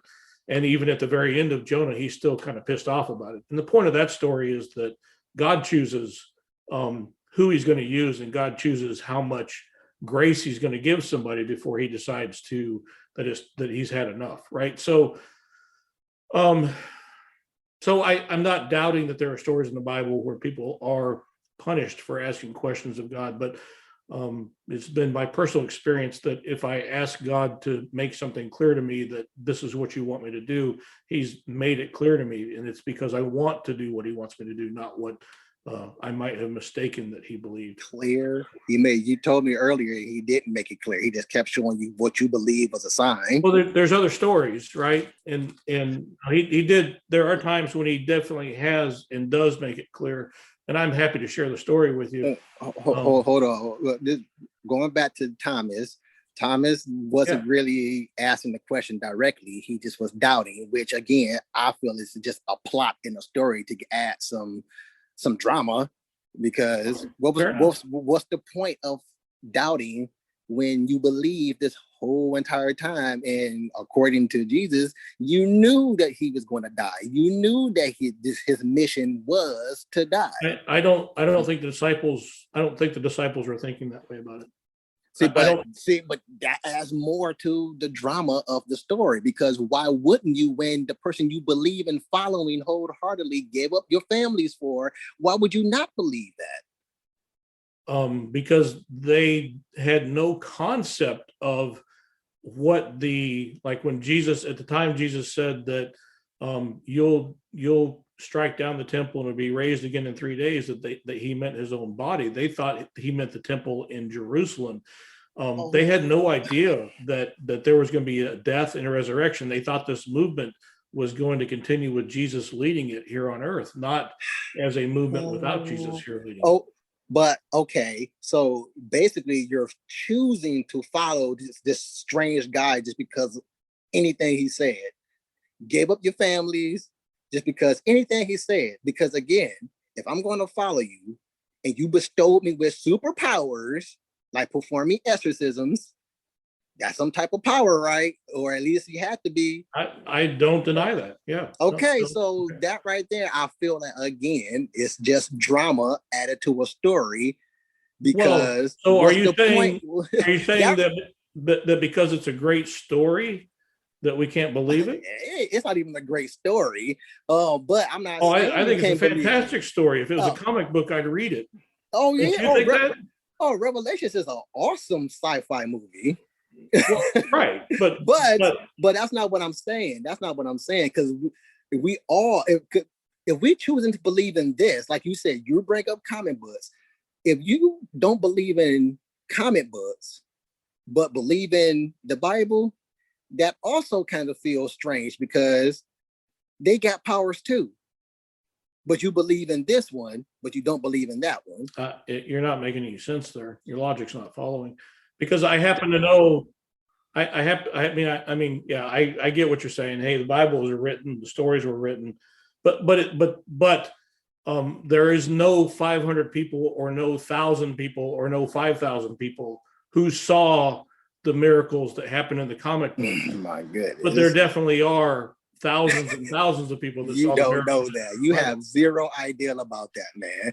You have zero idea about how many people was actually there, because until you actually appear in heaven, you're not. You can't. Are you talking about the comic books now? Because I'm pretty sure there was zero people in the comic books that have seen what's happened in the comic books in real life.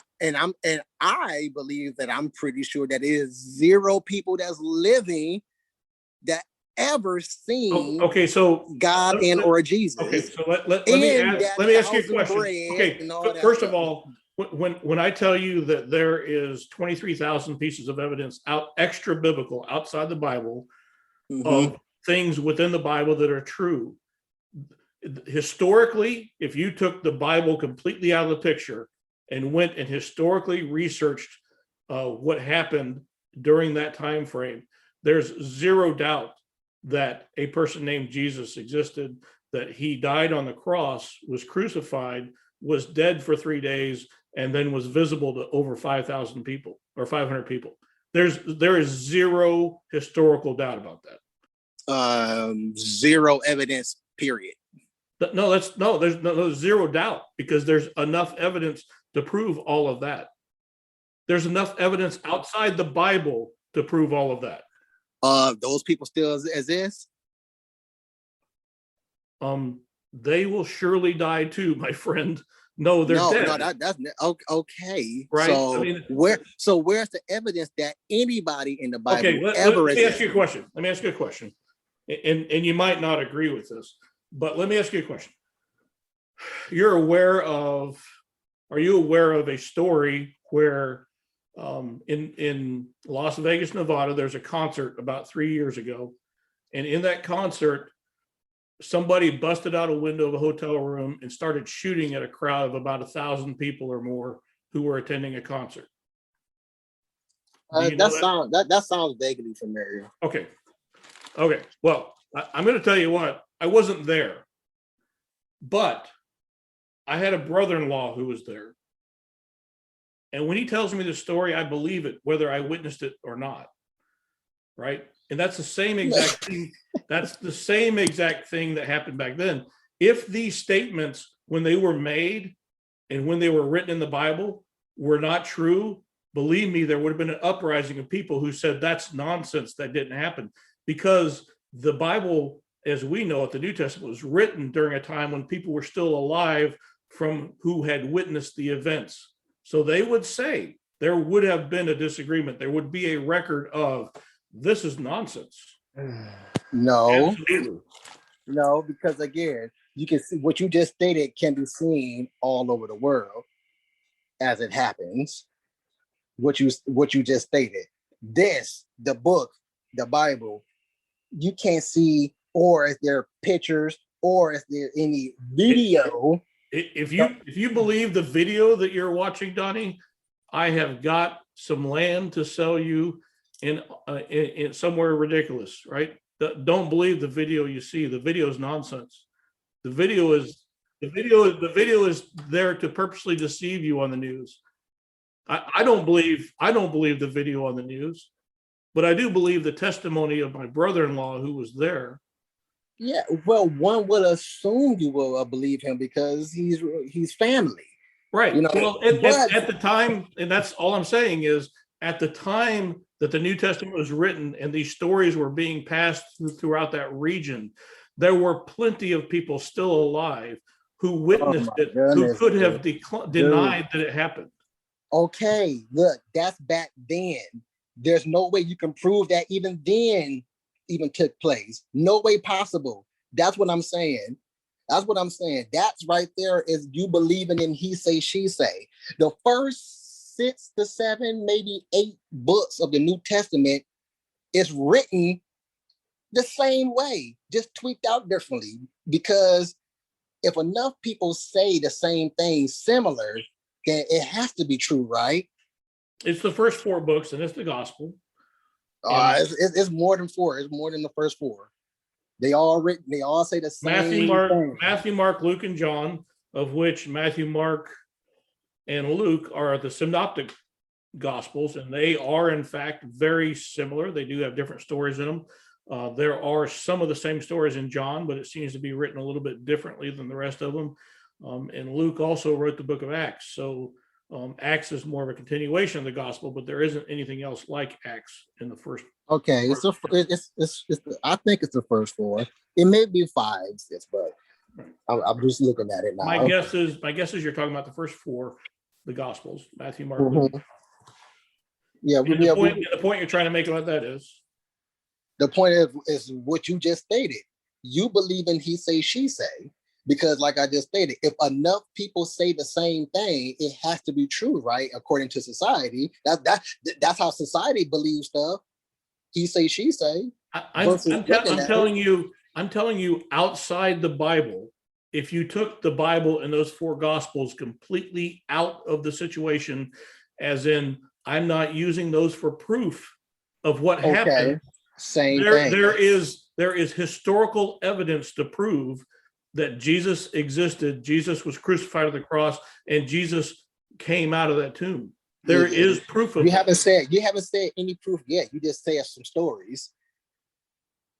There's not no proof. There's no proof. It's more okay. Do you believe in aliens? Well, I guess the only statement I can make about aliens is if there are aliens. I don't know whether there are or not. If there are aliens, they aren't relevant to us. No. That's not what I'm saying, though. That's not what I'm asking. I'm asking, do you believe in aliens? So I'm assuming no.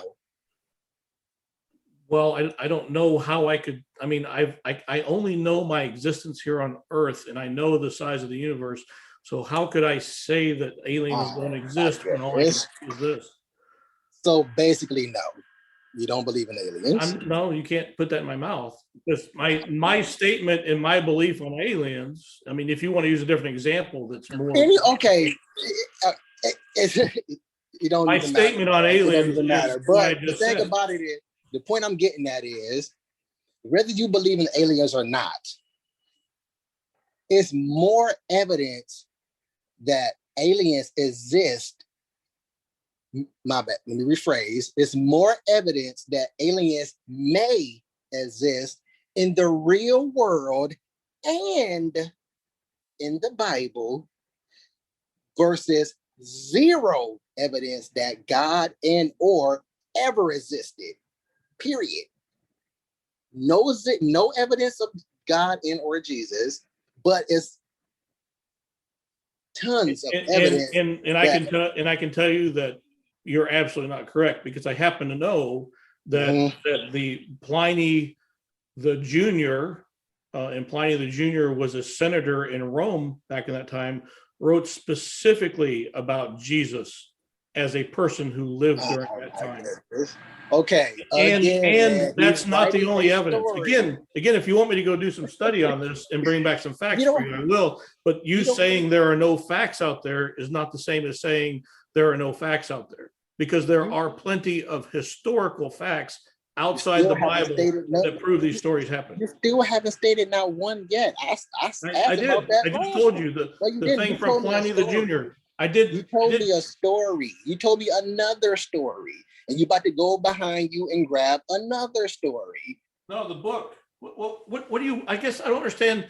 If somebody writes, I don't understand. Right. Okay, if somebody writes, what's a cherubim? What's a cherubim? It's an angel. So your angels are described as horrible-looking creatures. Then, even though we don't perceive angels as being horrible-looking creatures, but in the Bible, the cherubim is described to be a horrifying-looking creature. Have you ever seen a cherubim? Oh my God, no, I haven't, man. Because I haven't either. I haven't either. Man. I'm taking your beliefs from your book that you believe in and telling you that it's described in the Bible that a cherubim is not what we perceive as angels. And to go more in depth about my alien thing but let's go back to the angels, because I don't understand your point. That's what I'm trying to get to. That's why I asked you, was it a cherubim? And you told me it's an angel. And I said, well, you said, what is a cherubim, right? Yes. And I said, it's a type of an angel. Okay. Yes. Yes. Is there anything wrong with that statement? It is a type of an angel. Okay. Are there other types of angels? First of all, you didn't say a type of angel. You said but that's what I meant. You asked me what it is. That's like saying what's a stereo, and if I said a radio, it's a radio. Okay. Are there other types of radios? Man, other types of stereos? You don't have to play word games, man. I'm asking straightforward questions, man. You telling me straightforward answers. But now that I'm adding to it, now you want to go around and tweak out your things, just kind of like how the first. Well, because I've got more context on what you're. Because I've got more context on what you're asking. All right, so let me just go more in depth then, like I was trying to do. According to you, a cherubim is an angel. An angel that we take as are these winged humanoid people, or matter of fact, not even humanoid, winged people. That's what an angel is, according to what believers believe in. Can I interject? In the book. Can I interject for a second? Go ahead. Because I do believe that there are angels that are of a different type that are winged humanoid looking creatures. And I believe those are the ones that came and told the shepherds about Jesus' birth. So I don't doubt that there are winged looking humanoid creatures that are angels, but I also don't doubt that there are winged looking creatures that are ghastly and horrible that hang out around the throne of Jesus, the throne of God and Jesus up in heaven, and they're called cherubims. Repeat that second part again. You said you also believe in what, or you don't believe? Repeat that second part. I don't. There's no disagreement with you. I don't disagree that cherubim are nasty looking creatures, and I don't disagree that we as human beings think of angels as pretty creatures. But I think there are angels that are the pretty creatures that you're talking about. There's different types of angels. Cherubim is a type of angel, and there are other types of angels, like I think the archangel Michael was one of them. That's his name. I can't think of his name off the top of my head, but I think the archangels are more humanoid kind of creatures with wings. So there's different types of angels. That's first of all, they're not explained as angels nowhere in the Bible. So wait, what are you talking about? Not explained as angels? Cherubim are not explained as angels in the Bible, nor are humans with wings. But we'll play. I'll play along. You're making a statement that I can't verify or not. I expect you not to be able to answer, because again, I'm not trying to beat you down. I'm just trying to state that what you're telling me is what I hear from everybody else who claims they believe. But to add more context to the whole angel/aliens thing is that you still haven't presented me with any evidence that God and or Jesus ever existed at any point in time, but there are evidence that aliens may exist in the real world and in the Bible, going off, well, Genesis for one, but in particular, the book of Ezekiel, in the very, very beginning of it. He explains exactly what a cherubim is. He also describes who God is.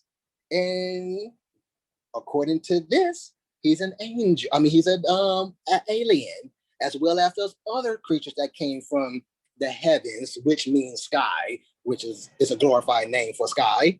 The point I'm trying to get to is that your own book disclaims God and or Jesus to a certain extent, because again, zero evidence that they ever existed in the real world. Well, first of all, Donnie, I'm not pointing to the book, the Bible, and telling you have to believe this. I didn't say that.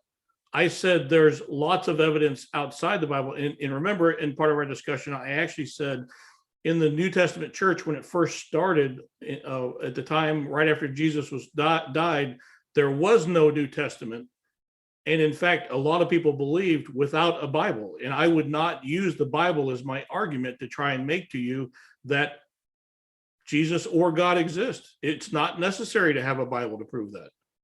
There's so much other proof elsewhere that there's no need for me to even do that. It is kind of needed, because you need it to describe. No, you can't tell me what's needed. You need it to describe what it is that you're dealing with. Not true, Donnie. So, Donnie, there were thousands and thousands and thousands and thousands of believers in Jesus, in God, thousands of them before a Bible was ever written. You describe Jesus to me. I don't understand what you're asking. Oh my goodness. You don't know what the word description means? You describe Jesus to me. Like his physical presence? Or who he is? But my definition of Jesus is that not he is your part definition, of the not your definition. I don't want your definition per se, I guess is what I'm trying to say, but you just describe Jesus to me. And I'm asking you, what do you mean by that? Because I tried to Okay, describe it to sure. you just how I want. Okay, describe it however way you want to describe it. Just describe it. However way you want to. Jesus is God. Jesus did exist at the beginning of time, before our universe was created. He was involved in the creation of our universe and our earth. He's involved in the creation of humans. Describe physical. I don't know that I have a physical description of Jesus. You should. Your book that you believe in does. Well, like I said, I haven't read it cover to cover like some people named Donnie have, but I guess I'm trying to understand what your point is. Where is this definition or description of Jesus in there? Because the pictures I see on the wall today are not what I believe is what Jesus looks like. My point is what I'm trying to get at is that you and other people believe in he say, she say.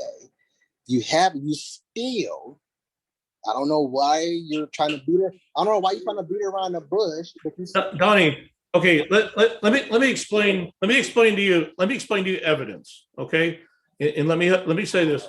Look, you're getting a headache, man. Well, I bet you are. I mean, it could be because of allergies. I got to tell you what, they're driving me nuts today. I'm not really getting a headache, but you're beating around the bush of everything that I say, and you're not giving me anything. Donnie, I'm not beating around the bush.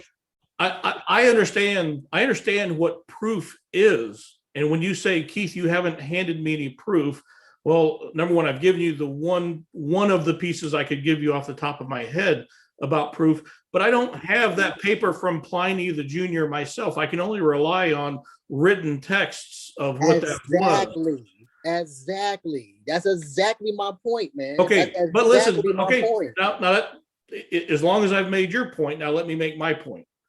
My point is, people who are archaeologists, people who study these things, people who are historians and have spent their entire life. As I said, there are people who don't believe, Donnie, who have spent the last 2,000 years studying the Bible, not because they believed in it, but because it was a historical text that had historical facts in it. And they compared those historical facts to other historical facts. And I'm telling you, there are 23,000 corroborating pieces of evidence that say that the things in the Bible that happened. So, and I'm doing the one thing. And if you're saying that you can't believe that because those people aren't alive, you're not even being serious, Donnie. No. Because I believe Auschwitz happened, Donnie. I believe Auschwitz happened. I don't think there's any more people alive who've seen it though, but I believe it happened. You believe what happened again? Auschwitz in Germany, the Jewish prisoners that were killed in the Auschwitz camp. Sure, I believe that happened. I believe somebody died right now due for a police officer. I believe somebody died right now due to starvation overseas somewhere. I believe somebody died.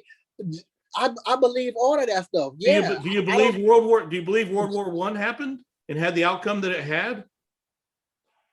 You know, do you believe World War I happened? I can't believe. Do you believe World War I happened? I'm asking you a point. I can't believe wholeheartedly because I was not there. Well, Donnie, I haven't taught. Listen, I haven't taught. Donnie, I haven't taught to anybody who was there as well. You know why you haven't? Because they're all dead, Donnie. Also, they're all dead. Also, I cannot go off the history that I cannot 100% go off the history that the government gives us because it's been rewritten.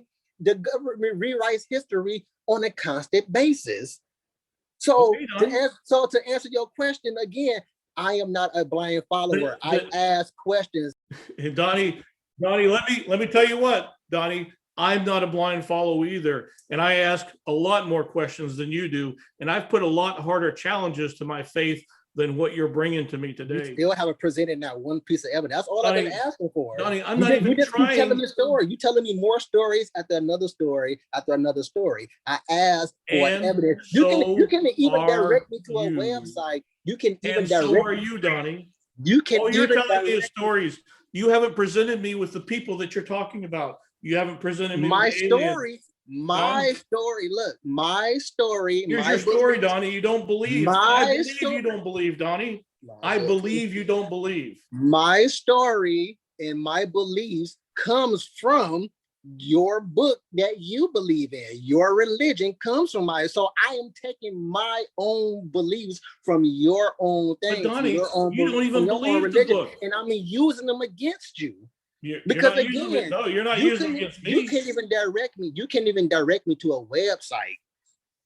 You could have easily just said, well, hey, if you click here, you could probably answer some stuff. Believe me, if you won't believe the person standing in front of you, you won't believe the website, because guess what? My God. Somebody wrote that website, Donnie, and that website might have been written by a government, and the government can rewrite history any way they want to.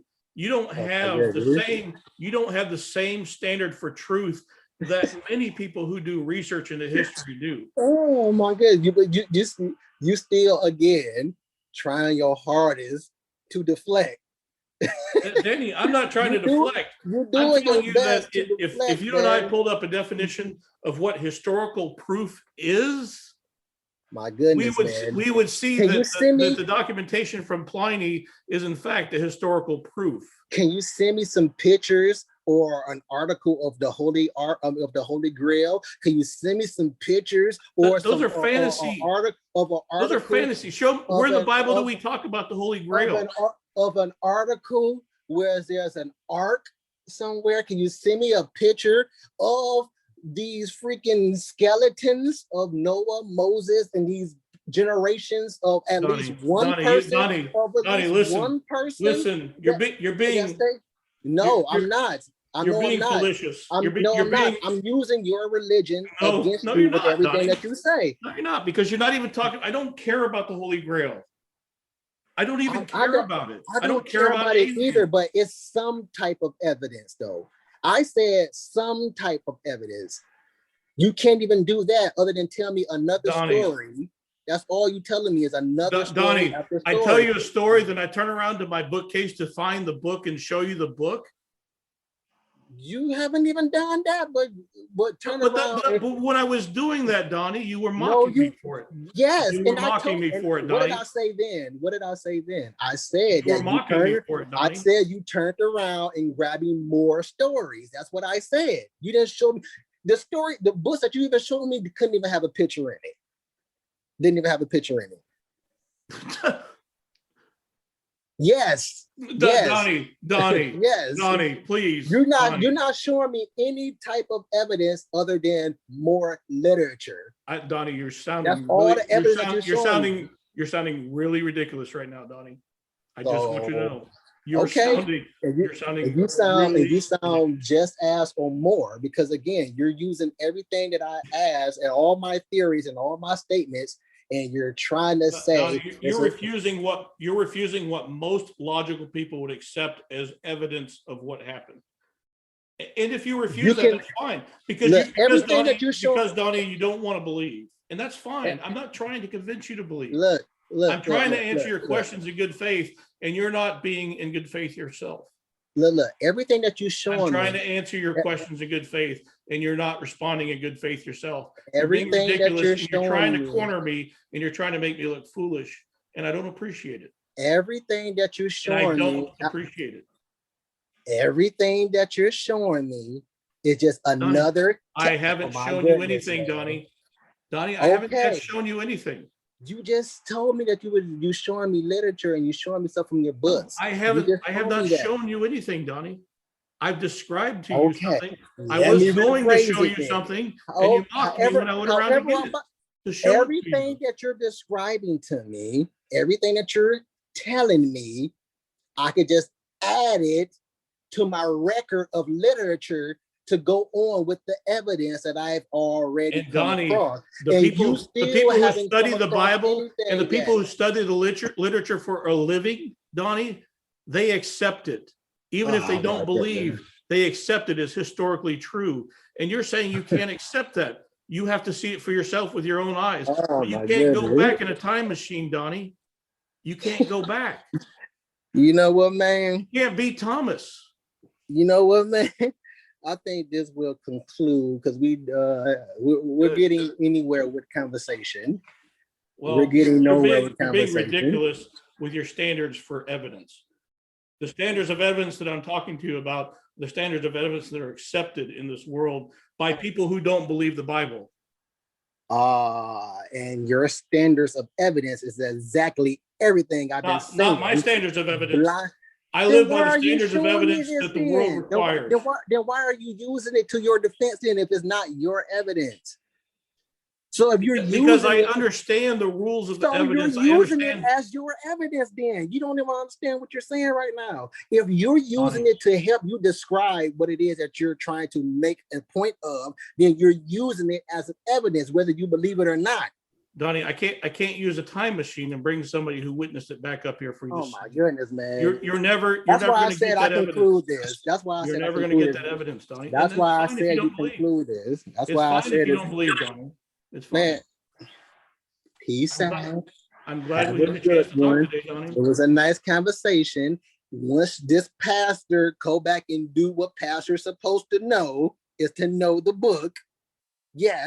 Yes, you are supposed to know the book because you are a pastor and you are teaching it to Donnie, other people. I appreciate so, that you're trying to embarrass me right now. You are supposed to know the book. I appreciate that you're trying to embarrass me. Once you go back and do your research and your studies on the actual beginning of the Bible, which is Genesis, then I'll be welcome to try to have another discussion. And Donnie, I will be glad to do it. Somebody had just said, do you have a birth certificate? Is it real or just a story? I don't even understand what the heck that means, what you're trying to say, because again, not even people back in the day can describe who know who they are from back in the day because nobody had pictures. The technology of pictures wasn't there. Can nobody say, oh, that's Jesus, just by looking at him? You can't. So if that's your, who is that? Nana. We'll say Nana. So Nana, if you're still around, that's my statement to that. Nobody can even identify anyone back in the day. They're just going up, he say, she say again. If that answers the question. So is it real or is it a story? It's most definitely a story. The question is it real or not?